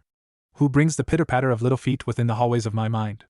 Come closer, little one, come hither, so that I may lay my gaze upon you, and see with mine own eyes who would knock upon my door. Unbidden, Naruto's feet took him closer to the gates, and it took him a conscious effort to realize what he was doing and stop himself. By then he was almost close enough to touch the forbidding iron bars, and he had to remind himself that there was no threat, that the Kyuubi could not touch him, that he was being observed even now, and that it was impossible to release the beast even if he wanted to. Still his whole body trembled, shaking like a leaf caught in a forest fire, fearful of the flames yet able to do nothing but pray for a strong wind to carry it far, far away. At the Fourth Hokage's legacy. I was wondering when you would come. Welcome, child, to my humble domain. D-domain? Naruto stared into the great crimson eyes, their shapes seeming to flicker like flames. Look around you, little one. Where do you think you are? All that you see before you is but a fraction of my true realm, a mere sliver of infinity. All tailed ones exist within their own dimension. Mine is the elemental plane of fire, and you present yourself at the gates for entry, as is only fitting. Naruto shot an uncertain glance around the area. There's quite a lot of water for a plane of fire. And this being my subconscious seems a lot more likely than there being other dimensions we can travel to. I think you just don't want to admit that you're in prison here. There was a long exhalation, like the sound of a great bonfire being fanned by a sharp wind. The burning crimson eyes seemed to regard him narrowly. The ninjas of the leaf have not neglected their sterling art of diplomacy, I see. What is your purpose here, child? Have you come to supplicate yourself before me? Pay your tributes in a timely fashion, and you will not find me an unkind master. Ah, no, said Naruto. It took him a moment before he recalled the reason he came to this place. I was hoping you could tell me. Well, first of all, is it really true that you were created by the Sage of Six Paths? Do you know what he was like, and about the secrets of ninjutsu that were lost? And also, I want to know everything that happened to his civilization that got us to this point. He and Jiraiya had discussed at length what he should ask the demon first, and decided that knowledge of their origins might be less urgent, but perhaps ultimately more crucial than even learning who the enemy truly was. How refreshingly enlightened. Those that seek me out usually ask only to borrow from my infinite chakra like the simple-minded brutes they are. But I see you are a different sort. Very well then, I accept your offer.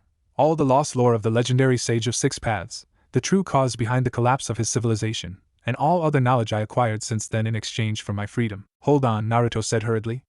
I didn't say that. I mean, first of all I'd have to make sure you really know all that, and you're not just making stuff up. And also, you kinda killed a lot of people, so I can't let you go just like that. Naruto flinched as the great crimson eyes bored into him, seeming to push him to his knees with the sheer weight of their condemnation alone. You dare lay blame on me for that?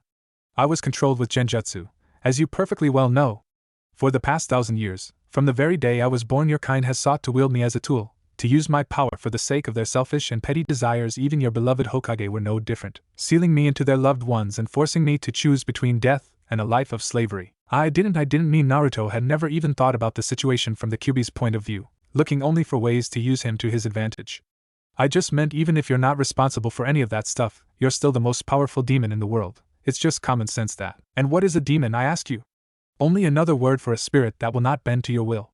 Small wonder the frogs and the snakes are all domesticated, with us as an example of what would become of them should they ever refuse you. Your kind forces us to do your ill deeds so you may wash your hands of guilt, and for your moral convenience you define us as evil and call it common sense. But I didn't do any of that, Naruto protested. That was all done by my dad, and the first Hokage, and a bunch of other people I never even met. I didn't even know I was your host until a few weeks ago. How very convenient. Your predecessors spare you all moral guilt through the simple act of keeping you ignorant, yet you still enjoy every advantage that resulted from their crime. You play your part by declining to think about what was done, assuming the guise of innocence until it is time to commit your own crimes for your children before you die. And if every next generation does the same, none of you need bear any blame for your sins during your lives. Truly, when it comes to absconding moral culpability, your species' ingenuity is unlimited. Naruto swallowed thickly. The temperature of the air and water seemed to be rising at an alarming rate. Well, I wouldn't do something like that, not even if I thought I was about to die. But I really can't release you, even if I had the power. The others would never let me go through with it. Kakashi was watching him even now, he remembered faintly. He wondered what his teacher must be thinking about all this. Is that your true motivation? Then swear a binding oath here and now that you will do your utmost to rectify this injustice, and together we will find a way to secure my release. I will even reward you for your service with all the knowledge and power I possess. But if you refuse, then declare yourself a villain here and now, and spare me the hypocrisy. I can't, Naruto whispered, and he had to look at his feet to avoid those accusing crimson eyes. If for no other reason than that Kakashi-sensei would pull me out immediately, if I started saying something like that. I already promised my dad I wouldn't release you without his permission, and he'd never agree to something like that. But I swear I won't forget about this just because it's convenient. Even if I can't free you, maybe we can agree to something else? Such as what? All the secrets of the Sage of Six Paths in exchange for a bigger cage? Perhaps a game of Go to pass the time while I sit here alone in the dark? For all the power you have over me, I still have my pride to consider. You have nothing to offer me that is worth such a prize except my freedom. Naruto floundered for words but found none. He was becoming painfully aware of just how weak a position the Kyuubi was really in, how little his vast destructive ability actually mattered. In a world of ninjas who were capable of supernatural feats, where the most important skill to have was the ability to remain hidden, the most powerful demon in the world really had no power at all. He felt wretched for even thinking it, but there was still something he needed from the fox, and he had to at least try to bargain for it. If there's nothing else you care about, then how about a common enemy? What about the one who controlled you 12 years ago, who made you attack the village and kill all those innocent people? The person the Fourth Hokage called the one who hides in darkness. There was a moment of silence, and Naruto wondered if perhaps he should repeat himself, when suddenly there was a sound of kindling being lit, like a bonfire set alight, like a massive forest fire blazing into life all in one instant. Naruto fell backwards into the liquid as a blast of heat scorched his flesh, and even as he cried out in pain the water scalded him further. A massive inferno arose before him, rising up to consume the darkness behind the bars in a roaring blaze of red and orange, and Naruto's heart missed a beat as he realized he wasn't standing before a cage, it was a furnace. That man! He who would dare turn me into his pet and discard me at his leisure, with those cursed eyes and chakra more sinister than my own, release me from this prison, child, and I will freely aid you against him. I will rend his body asunder and burn him, scatter his ashes to the winds and devour his very essence. This I swear upon the aspect of fire itself. Naruto pushed himself back up on his scalded arms, trying vainly to calm the beating of his heart, and wondered if having a stroke in this place could kill him after all. So you're saying his real identity is Uchiha Madara? Are you sure? Did you see him yourself? Did he talk to you? Or are you just guessing? There was another pause, in which the crimson eyes reappeared within the sea of flames to stare at him. Do not think yourself so clever, kid. As a rule, clever little children tend to live short and tragic lives. I do not know what manner of tales you were told, but mere genin cannot defeat the likes of Uchiha Madara, if that is indeed who he is. If you ever were to face that man, I will lend you all my chakra and my knowledge as well, but it may do no more than allow you to run and hide as children should, when faced with the true monster.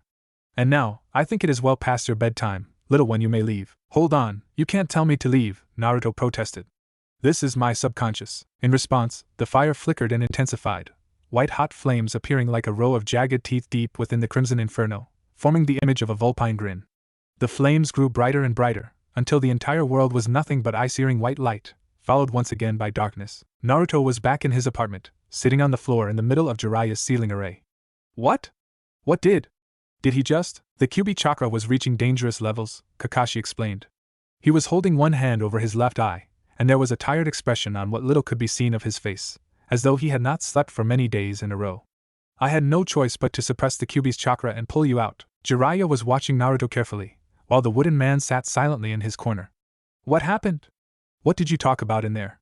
Did you get the answers you needed? Naruto exchanged a look with his teacher, and then turned back to his godfather. He found himself at loss for words. How was he to explain? What were you to say, when a 1,000-year-old being of living fire petitioned you for help? He knew that they would never agree to letting the Nine Tails go, no matter what he told them, not least because Naruto himself did not think it was a smart thing to do. It was hard to be convincing, when the very notion you defended sounded mad in your own ears. It was different than expected, Kakashi said at last, and Naruto had to agree that this at least was true. Remind me again why we're wasting our time like this. Naruto found himself agreeing with Uchiha Sasuke again, something which was fast becoming a dangerous trend. Painting some rich merchant's house did not exactly seem like an especially useful expenditure of their time, especially considering the reason why Naruto needed to become stronger. Contrary to popular belief, I find that battles are usually decided when swords are drawn, not when they are sheathed. That was the final piece of advice the Fourth Hokage, his father, had imparted to him. And yet Naruto found it strangely difficult to keep that thought in the forefront of his mind. Somehow, when he stepped out into Konoha's brilliant sun, working together with his new team to do the most menial of tasks, all his father's warnings of doom and darkness drained away and became a distant, abstract matter, like an alternate reality that was entirely distinct from what was in front of him right here and now. It's to support the village's finances, Sakura explained for the umpteenth time, directing her vexed reply at Naruto even though it had been Sasuke who asked the question. The budget the fire daimyo sets for the leaf only accounts for about half of our expenses. The rest comes from performing missions for clients such as assassinations or bodyguard duty, or well, this. She looked at the wall she was painting, clearly having some difficulty believing it herself. That still doesn't make any sense, said Naruto, who had also pointed this out many times. We're ninja. Even just one of us is worth about a zillion civilians, when you think about it. I mean, I get that we're only newly trained and it doesn't make much sense to send us on dangerous missions just yet. But come on, there's gotta be something more useful we could do, like training or doing research, or something. In fact, Naruto was doing all of those things even as they spoke, courtesy of the shadow clone technique. He had tried using them to finish the missions in their place, but their only reward had been even more missions, so now he was using them to continue their other activities instead. In accordance with Kakashi's test, though he still denied anything of the sort, they had all taken to training together in the morning's hours before their teacher arrived. Sakura would bring books from the library, while Sasuke practiced taijutsu and ninjutsu with them. Naruto had also gotten to sending a shadow clone to train with Hinata-chan every morning, who was very slowly improving her skills and gaining ever so slightly more confidence in herself, though she still tended to blush and stammer at seemingly random intervals. And now that Naruto had people to study with other than himself, he was even able to use his shadow clones to read effectively at several times the rate of a normal person, or half a Haruno Sakura. It's probably a team-building exercise, said Sasuke. Or it's to teach us humility. The Konoha Council loves to make others waste time on horseshit like that. It lets them pretend they have a reason to exist, I guess. That was a pretty solid explanation, actually. It was easy to come up with reasonable-sounding justifications for just about anything, but sometimes the correct answer was that it really did just make no sense. But hey, at least we're getting paid, right? 5,000 ryo per mission is not bad. That's 5,000 ryo for the whole team, Sakura pointed out. And Kakashi-sensei gets the biggest share. And then there's the expenses and taxes, said Sasuke. Yeah, I thought it was a bit rude when they counted out the money right in front of us and then took half of it away, Naruto admitted. Still, 300 ryo is not bad. We could use it to, I dunno, all go out to Ichiraku ramen or something. That could be fun, actually, said Sakura. I hear Tuchi-san nearly doubled his prices after he realized most of his customers were genin with wealthy teachers or parents to pay for it. Ordinary genin and civilians don't really go there anymore. Naruto stared glumly at his paintbrush. There really was no justice in the world. Hey kids. Kakashi body flickered beside them, as was his habit. The infamous Jonin had not bothered to show up for any of their D-rank missions, of course. Nearly done? Having fun? Good, good. Naruto was about to bite out a sharp retort, but his teammate preempted him. Enough of this. Sasuke whirled on Kakashi, his face showing uncharacteristic anger. I don't know what you're playing at, whether this is to teach us a moral lesson or if you just enjoy pushing us around. But you know perfectly well why I need to become stronger. Either give us a mission that poses an actual challenge, or we can go to the council and find out whether my clan's name is really as devoid of meaning as you seem to think. And we'll see. Kakashi rubbed the chin of his mask, seeming to consider it. For now, I have a different kind of training in mind, which I think you'll find interesting.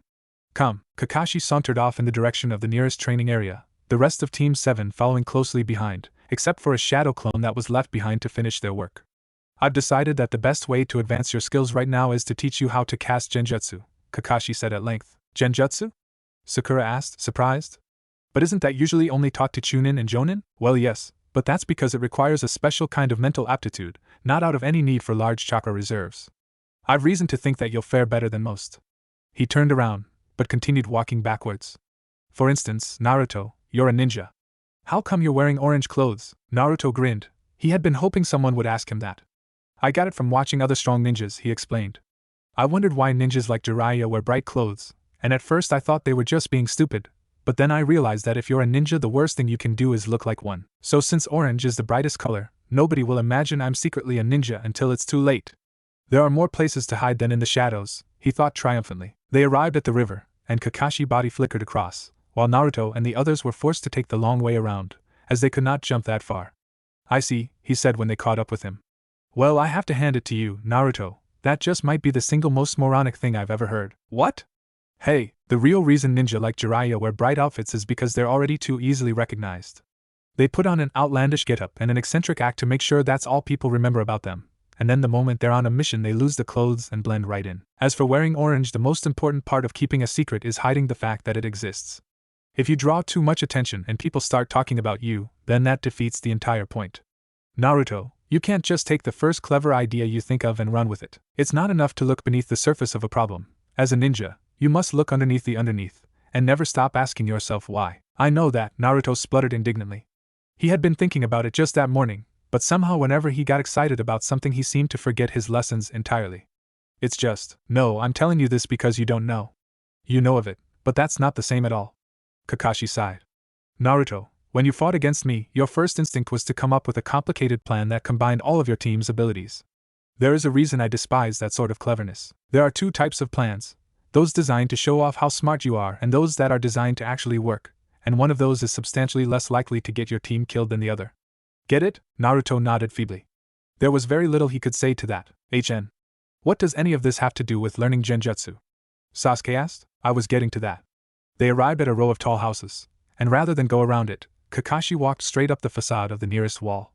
Naruto hastily grabbed a nearby trash bin, and cloned it until there were enough to build some makeshift stairs. Meanwhile, Sasuke used a kunai with a length of chain attached as a grapple, and scaled the wall vertically. They found their teacher at the rooftop, already leaping to the next roof, and they had to use the body flicker technique just to keep up. The mental aptitude that's needed for Genjutsu is the ability to think at multiple levels, Kakashi explained mid-leap. If you just attack an enemy head-on, that's called first-level thinking, while second level is if they anticipate your attack and set up a counter in advance. Third level is if you see their counterattack coming and think of a way to prevent it, and so on and so forth. The first rule of strategy is that you should always try to play one level higher than your opponent. The second rule is that everybody always plays at second level, and so should you. Second level? Naruto spluttered, wind whipping through his hair as he struggled to keep up with his teacher's impossibly fast jumps. But if everybody knows that, then nothing, Kakashi said as he leaped to the next roof. It doesn't matter what level other people play at, because cleverness is still going to get you killed. Technically, the real second rule is that you should use the simplest possible strategy that can be made to work, so the worse the situation you're in, the cleverer you're allowed to be. But you're not supposed to ever get in a situation like that in the first place, so it amounts to the same thing in practice. You mentioned something about Genjutsu, Sasuke reminded him. Somehow the Uchiha heir seemed to have no difficulty keeping up with Naruto, despite the massive difference in chakra reserves. Yes. It's important that you understand the underlying logic, or there's no point in learning the technique. They stopped at the top of a large building with a trapdoor on the roof, and Kakashi led the way down, still talking as they climbed the rungs of the ladder leading down into a dark corridor. Now, do you know what the first step is to dispelling a Genjutsu? You have to realize you're in one, Sasuke said immediately. Kakashi gave him a thoughtful look. Exactly the way you release a Genjutsu is by flaring your chakra, molding it and burning through it as fast as you're able, purging the hostile chakra from your system. It's not something you can afford to do too often. Depending on your stamina and your chakra control, you could end up burning through your reserves in a matter of seconds, though against a powerful Genjutsu user, even that might not be enough. Do any of you know what the two types of Genjutsu are? Naruto hesitated. It's divided into partial immersion and bodybind techniques, isn't it? That's right. Kakashi reached the end of the ladder, and dropped to the ground without making a sound. The way Genjutsu works is by using your chakra to manipulate the target's chakra flow, allowing you to affect their senses. That yields exactly two viable strategies. You can either try to subtly influence your opponent's perception, forcing them to make a fatal mistake before they realize what's happening, or you can attempt to overwhelm their minds completely and paralyze them using brute force. Naruto dropped down beside his teacher along with Sasuke, frowning as he tried to make out his surroundings in the darkness. But if you can control their senses with it, why not just make it so they can't see your attacks or something? That sounds like it's completely impossible to defend against. Kakashi shook his head. The reason partial genjutsu is effective is because it bypasses the target's natural resistance to hostile chakra, by feeding them suggestions that are more or less in line with their expectations, or by pulling visions directly from their subconscious. You can't control what they're seeing directly, unless of course you're using a full body bind technique, in which case they'll instinctively try to resist you and dispel your technique. Naruto nodded slowly as he followed his teacher down the dark corridor, his footsteps echoing hollowly. Okay, I think I get it. So if you flare your chakra but there's no genjutsu, then you've wasted chakra and it could cost you the fight. But if they cast a genjutsu and you don't dispel it, you're probably dead. So you gotta guess what the chance is that you're under a genjutsu, and then make a decision based on how much chakra you've got left compared to the enemy, while also taking into account that your enemy is trying to figure out your logic in order to use it against you all while in the middle of a lightning-fast battle to the death. Naruto took a deep breath. This might be the one case where a surplus of cleverness and high-level thinking was a good thing. Small wonder Kakashi thought they should learn this early. Kakashi turned to regard him with his one visible eye. Well, it doesn't usually get that crazy, unless it's a fight between two genjutsu masters, which almost never happens since those are the rarest and most powerful ninja of them all. But yes, that's the basic idea. He clapped his hands together, seeming to smile. So, for your first practical lesson, which one of you can tell me where you really are right now? Naruto looked around in puzzlement. He had a dim recollection that the three of them were heading towards a quiet forest glade to train in, but when he flared his chakra the trees and foliage were replaced with a dark stone corridor, and neither Kakashi nor Sakura were anywhere to be seen. From some distant place, their teacher's echoing voice called out. Well, when it comes to the first step, detecting genjutsu, how can I put this? You're not very good at it. There was a giggling sound like Sakura laughing, and then the voices vanished, leaving Naruto and Sasuke alone in the darkness, and with no clue of where the exit was. You know, Sasuke said slowly. I'm really starting to hate that man. Naruto found himself agreeing with him once more. It was becoming a very dangerous trend indeed. After finally finding their way out of the hidden tunnel network beneath Konoha that Kakashi had dumped them in, and learning an important lesson about the true meaning of friendship and teamwork along the way, or so their teacher insisted, the three genin found themselves reunited once more. Hatake Kakashi clapped his hands together, and beamed at them with his one visible eye. So, are we all ready and eager to support the village's finances with our missions once more? I'm glad to hear it. After another week of grueling training and yet more pointless chores, though with slightly more muted grumblings, their teacher sent the three genin to go to the Konoha Armory. Despite Naruto's protestations, Kakashi had insisted they wear something resembling actual camouflage for their first real mission outside the village. As for being properly equipped and not getting your team killed by rushing into combat unprepared, well, he had strong opinions about that also. This mission will be different from the others, their teacher had warned them. As Team 7 we are expected not only to follow orders, but also to act on our own initiative. We will have to choose our own objectives and enemies before we can face either. Your training is more important than ever now. Sakura had displayed a natural aptitude for genjutsu, and had taken no small amount of delight in practicing it on Naruto. It turned out that aside from cleverness, casting genjutsu required considerable mental discipline. As a result, Naruto's training consisted solely of attempting to dispel Sakura's illusions, including but not limited to an angry swarm of bees that stung him in 1,000 places, after which Kakashi had chastised her for going easy on him. And as for Sasuke, well, Naruto turned to the boy walking beside him. Hey, Lord Uchiha, what is it? Drop out. Those creepy red eyes of yours, they can see raw, unfocused chakra, right? Could you see the genjutsu Kakashi-sensei has been casting at you too? Yeah, like a blue cloud rushing at me. It's almost too fast to track though. Naruto nodded to himself. Kakashi-sensei had explained that the Sharingan was capable of projecting powerful single-target genjutsu once it reached its second stage of maturation. Taken together, this meant that Sasuke not only had an easy path to becoming a genjutsu master, but he could also detect any technique cast at him while his Sharingan was active, making it nearly impossible for anyone to gain the upper hand on him that way. Just being able to see the enemy's chakra level alone was incredible. All of that on top of being talented and handsome, and a wealthy noble beloved by the village besides. Meanwhile, all Naruto's parentage had left him was infernal chakra stolen from a burning demon sealed within his stomach, which might or might not be a malevolent force hellbent on their destruction but whose power was certainly too dangerous to use either way, and who might well be whispering its deceptions into Naruto's ear while he slept. For all that Jiraiya assured him of the seal's design, Naruto could not help but feel very slightly bitter about the situation. When he thought about it like that, they arrived at the entrance to the armory, and after being checked for illusions they were allowed to enter. Aside from the thick iron bars separating them from the Chunin manning the counter, the place looked much like a store, if a very well-equipped one. Kunai, shuriken, swords and countless more exotic weapons littered the shelves. Armor stands carried armored jackets as well as the older metal suits worn in the Warring Clans era. Racks of sealing scrolls stood next to boxes filled with explosive tags, and a thick steel door in the back offered a tantalizing hint at even greater wonders to be found beyond. Naruto made a beeline for the explosive tags. Seals were the only reliable way to store chakra and thereby convert money into raw power, but recoiled upon seeing the price tag. Wait, we gotta pay for these ourselves? If we're gonna be risking our lives, I would have thought they'd at least pay for our gear. Sakura sighed, and put the scroll she had been examining back on the shelf where she found it. Everything has a price, Naruto. If equipment were free, they'd just take it out of our stipend instead, and the effect would be the same, except that a few ninjas would hoard all the equipment, and then we wouldn't get anything at all. She paused, putting a finger to her lips. Although, I suppose I could see the sense in giving a discount to genin of poorer backgrounds, so they can afford more than just the basics. Sasuke shot a glance at Naruto. Doesn't your godfather make money from those infantile books he writes, and from his missions as one of the legendary three? Can't you get him to pay for it? I wish, Naruto said glumly. He had actually caught a glance of one of Jiraiya's accounts a while back, and they had gotten into a huge, extended argument about it. Naruto did not understand how someone could throw around so much money on women, gambling and drinks, and still insist that his godson abide by the shinobi rules of prudence and frugality. It was just another thing his family had not left him. Naruto stared at the expensive explosive tag in his fist. It was crumpled, and they probably would not even let him put it back now. Slowly, an idea started to form in his head. Hey Sasuke. Lord Uchiha. Sasuke was staring at an exorbitantly priced chakra blade displayed in a glass case. What now? You've got enough money to pay for all three of us. Why don't you buy our equipment for us, and we'll pay you back later, when we're all jonin or something? What? Sasuke looked at him incredulously. I'm not lending you my money. Buy your own shit. Why not? You have more than enough. I mean, you're the heir to your clan, so you inherited everything they had, right? You gotta be the richest genin in the entire village, maybe even the richest person. In a lightning-quick movement, Sasuke grabbed him by the shoulder and dragged him to a quiet corner of the armory. You think they actually let me keep all of that? They took more than half of my family's fortune away, stole our ancestral weapons, and rented most of our lands out to the highest bidder. Expropriation, they called it, as if inventing another word for it made it anything other than theft. Oh, so now you're just the second richest person in the village. Yeah, that sounds terrible. Naruto matched Sasuke's glare with a glower of his own.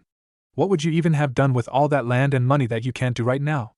At least it's doing other people some good this way. It doesn't matter what I would have done. The whole point of having money is that it's my choice to make. My family fought all their lives to earn what they had, and they would have wanted me to inherit it. The third had no right to it.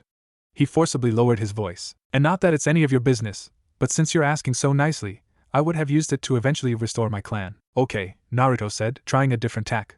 It's your money and you can choose how to spend it, fine. So you can choose to use some of it to buy us decent equipment, or you can choose to die alone after your teammates get killed in their first real battle because their weapons broke, in which case the Konoha Council will get everything you have and rub their hands in glee as they take all of your precious Uchiha heirlooms. He crossed his arms and stared Sasuke down, giving him time to let the words sink in. Slowly, very slowly, the tension in Sasuke's muscles drained away. I will be expecting you to pay me back at some point, he said at last. Don't think I'll forget, dropout, Naruto snorted.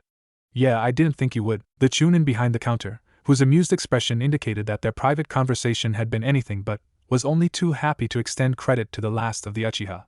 That just left them with deciding what to buy. Naruto managed to convince Sasuke that they should purchase chakra blades straight away, as it was better to start practicing with them immediately even if they could not yet make use of their chakra conducting abilities. Sasuke went straight for the Chikudo he had been admiring, while Naruto selected a chakra-forged ninjato. Sakura, however, refused to be indebted to Sasuke, and bought an ordinary tanto based on the logic that it must be a solid weapon if the ANBU all used it. The three of them headed back to the training grounds in high spirits, their steps light despite the weight of their new equipment. Naruto's pockets were filled with all the tools he ever wanted, and Sakura's nervousness at carrying so many weapons and explosives around was offset by her approval of their new and professional black and green Konoha fatigues. Even Sasuke seemed to be recovering from his earlier foul mood, his fingers trailing the brand new sword on his belt with an anticipatory gleam in his eyes. All right. Naruto pumped his fist into the air. We're ready for just about anything now, and just in time, too, Kakashi said as he walked up to them. I've just been received confirmation of your first C-rank mission. Take care of everything you need to do in the village and tell your friends goodbye, because we won't be coming back anytime soon. We're heading for the land of waves. The client turned out to be a gray-haired and bespectacled man with a constant look of annoyance on his face, neatly matched by the constant bottle of liquor in his hand. He wore a brown v-neck shirt with an obi tied around his waist, as well as a conical hat and a towel around his neck to protect him from the land of fire's beating sun. "I am the great bridge builder Tazuna," he said by means of introduction. "I expect the lot of you to provide me the greatest possible protection while I work on completing my bridge in the land of waves." As the 5 of them headed towards the village gates, the client explained his situation to the group. It turned out that the land of waves was a small island near the land of fire, supposedly famed for its many rivers and mangroves, and that the bridge was meant to connect the isle to the mainland. "The land of waves doesn't have ninja and we're not wealthy like your country," the old man said in grumbling tones. "We managed well enough trading by ship back in the day, but now a ruthless bandit lord has taken over our ships, and he's bleeding us dry. That's why we need my great bridge to bring trade back to our country." Kakashi finished the explanation for him while handling the paperwork at the Chunin guard post. It seems parts of the bridge have already fallen apart for no discernible reason, and Tazuna suspects this bandit lord is behind it. "So as Team 7, it's our job to protect him and figure out what's going on." Tazuna took a swig from his bottle and wiped his mouth with his sleeve. "Yeah, that's about it." Naruto barely heard the explanation over the sound of his own humming, as he stepped through the open gates and crossed the village boundaries, a broad grin plastered on his face. He took a deep breath, taking in the forest scents of pine trees and damp leaves. Before him stood the wide open world, filled with wonder and adventure. The sun was hot, but a light breeze served to cool him down. Everything was perfect. He stretched his arms into the air and proclaimed his excitement to the world. "All right. Let's do this." Sakura raised a bemused eyebrow. "What are you so excited about?" He grinned at her.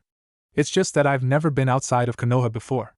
I can't wait to see what the rest of the world looks like." Naruto would have explored the outside world a long time ago, or at least sent a shadow clone to go scout out the country as far as he could, but leaving the village without permission was strictly forbidden to any ninja, and would immediately mark him as a deserter. She smiled at him. "I suppose it is nice to get out of the village. At least my parents won't be telling me what to do for once. In a way, it's almost as if we're independent adults already." The old bridge builder looked at the 2 of them apprehensively, before turning to Kakashi. "Hey, will I really be safe with these kids?" "You'll be fine," Kakashi assured him. "Don't worry, I'm a Jonin and I'll be protecting you myself. Besides, Sasuke is from the Leaf's strongest clan, and Sakura was the brightest pupil at the academy." "The Leaf's strongest clan?" The bridge builder shot an uncertain glance towards the brooding Uchiha, who was slouching with both hands in his pockets. "You don't mean that tragic clan of legend?" "The very one," Kakashi said, and Sakura nodded solemnly along with him. "Yes," said Naruto with a roll of his eyes.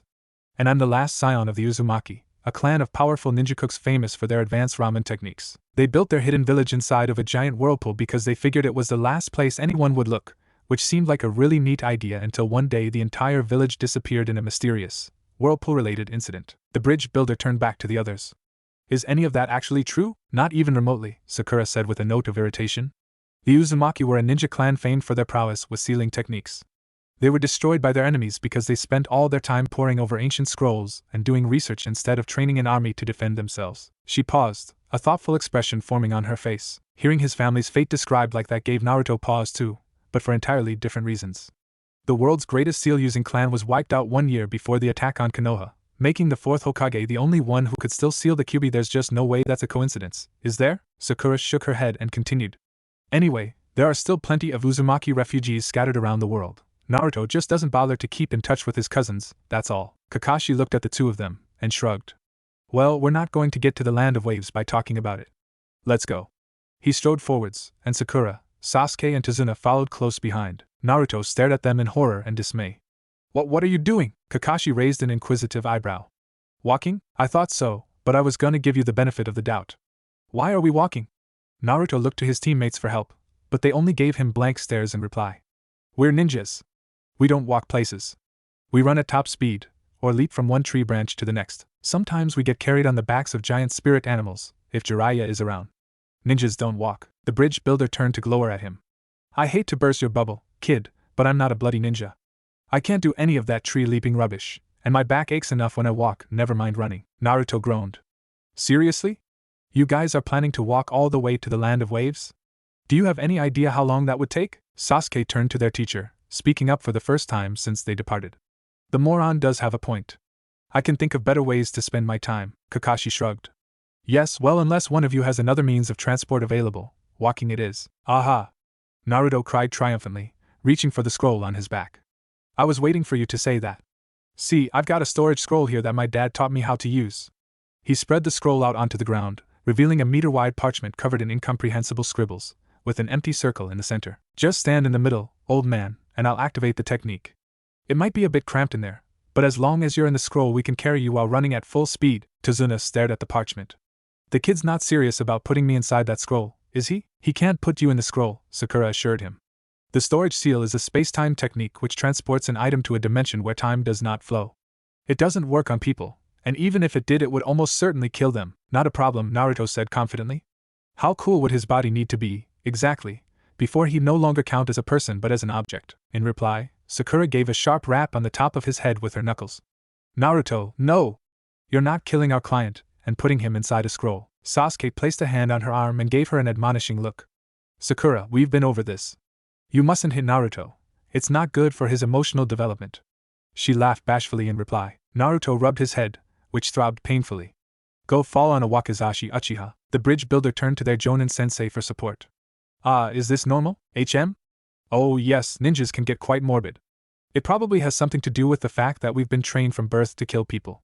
Kakashi gave him an encouraging thumbs up. Not to worry, I promise that nobody's going to kill you and put you in a scroll as long as you pay us to keep you alive. Fine then, no scrolls, said Naruto, who was not so easily defeated. He formed the seals for the shadow clone technique, and immediately a fresh batch of Narutos spawned and ran back the way they came. I've got other ideas. What if I carried you on my back? I don't think so, said Tazuna, in a tone that made it quite clear what he expected from the other ideas. Right when the mind-numbing tedium of putting one foot down in front of the other was about to completely overwhelm what remained of Naruto's crumbling sanity, he saw movement on the road behind them. A group of identical figures were pulling what appeared to be a wagon. Relief washed over him when one of the clones dispelled itself, and the memories of his actions returned to him. Kakashi turned as the clones rushed in and parked the cart in front of the group. What now? It's a cart, Naruto explained. Since we're out of spirit animals, my shadow clones are gonna pull it while the old man sits on it, and together we'll hopefully move a little bit faster than a snail's pace. Kakashi frowned. Where did you get this? From the village, which you may have noticed is still right over there. He pointed towards the village perimeter walls which were still plainly within sight. I bought it from a merchant, at the price of approximately 1/millionth of a chakra sword. He turned to the bridge builder, and gestured over his shoulder with his thumb. Now get on the stupid cart and let's go already. The group traveled all the way through the land of fire until they neared the coastline. By the time the sun started to go down even Naruto's prodigious stamina had run out, and so they settled down for the night. Naruto pulled out the tents from his giant scroll, followed by a complete set of camping supplies, and the rest of the company bore increasingly incredulous expressions as Naruto's clones set up an entire encampment right in front of their eyes. Naruto was right in the process of setting up a defensive perimeter complete with spikes and caltrops when his teacher finally stopped him. Naruto, I appreciate you taking security seriously, but you know we're not actually at war, right? Naruto shrugged, too tired to argue. There's always bandits and rogue ninja around, and this wouldn't be the first time a war started with a surprise attack on traveling shinobi, but hey, you're the captain. Honestly, I kind of like it, Sakura admitted with a sly smile. At least we get to travel in comfort. Now instead of having to eat military rations, we get to sup on a warm meal. She picked out a random item from Naruto's supply scroll, and her brow instantly furrowed. Ramen? Seriously? You can bring any hot meal you like in those scrolls and you bring ramen? What? I like ramen, Naruto said. Just because I can store a cooked meal doesn't mean I've got to. Otherwise having more freedom would give me fewer options, and that's just silly. Sasuke shook his head, visibly torn between being amused and angry. And this is where my money has been going to.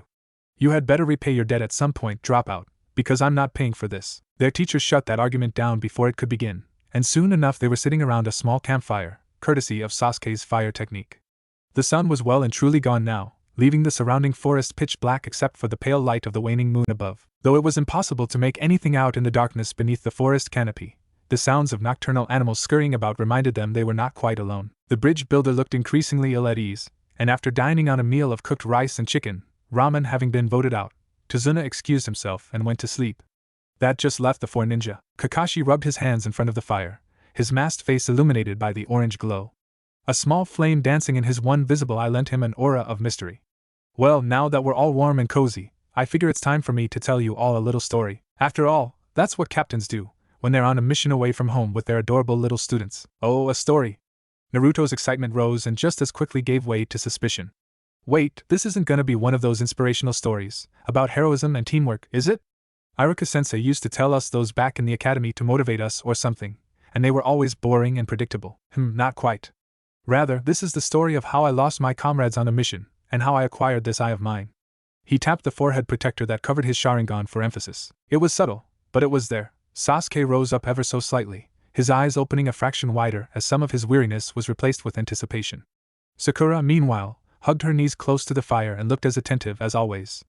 Even Naruto stopped fidgeting as he realized who would be featuring in that story. All three of them were listening closely, though for entirely different reasons. Satisfied that he held a captive audience, Kakashi raised his masked chin theatrically. Now, where should I start? Ah yes, it was the day I was promoted to Jonin, back when I was a member of Team 7 under Namake's Minato, during the Third Great Ninja War right before everything went wrong. For I was a lot more bent on the rules those days, you see, and it drove Obito absolutely up the walls. I would chastise him for acting nothing like the stoic Uchiha of legend, and he would complain that I must have bribed the examiners for me to have ever gotten promoted to Jonin. I didn't really think about it at the time, but it's amazing that Rin put up with it for as long as she did before finally blowing up on us. The two of us didn't dare say anything to each other for a full week.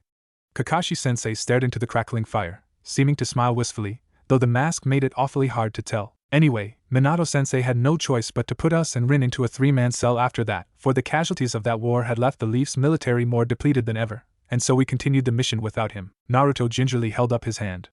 Excuse me? Kakashi-sensei? His teacher looked up, momentarily shaken from his reverie. Yes? What is it? I didn't want to interrupt your story, so I was gonna wait until you finished speaking. This earned him an encouraging smile from Sakura and a condescending pat on the back from Sasuke. Naruto glared at them both before continuing.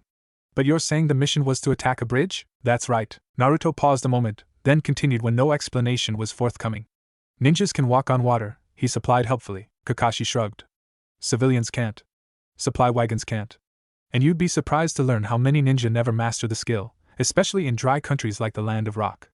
It takes quite a bit of practice and decent chakra control to learn, and most never considered it a high priority. You see, when you're living in times of war, all your effort is focused on preparing for the next battle and surviving the next mission, and learning the wrong technique can be fatal. That's why almost all our skills are focused on combat. Naruto gave him a dubious look, and gestured at their camp. Ninjas can also store things in scrolls. But that skill is even harder to come by. The Hidden Stone couldn't exactly afford to have their Jonin spend all their time storing supplies and scrolls for less skilled ninja to use, not when there was a war going on. Kakashi shrugged. But you're not entirely wrong. The council members, the ones directing the war effort on both sides, sometimes forget the distinction between fighting a war and playing at fighting one. They employ elaborate strategies they learned from the last war, not because it offers the best chance of winning but because admitting ignorance would invalidate their position as directors of the army. The three genin stared at him in bewilderment, shocked at hearing him state the truth so plainly, but Kakashi only seemed to smile at them from behind his mask. So, as I was saying, we were supposed to attack the bridge, but as it turned out, we were attacked before we could even reach it. Rin was gone. A rock ninja must have taken her while we were fighting the others, and I'd been so occupied with my own duel that I never even noticed.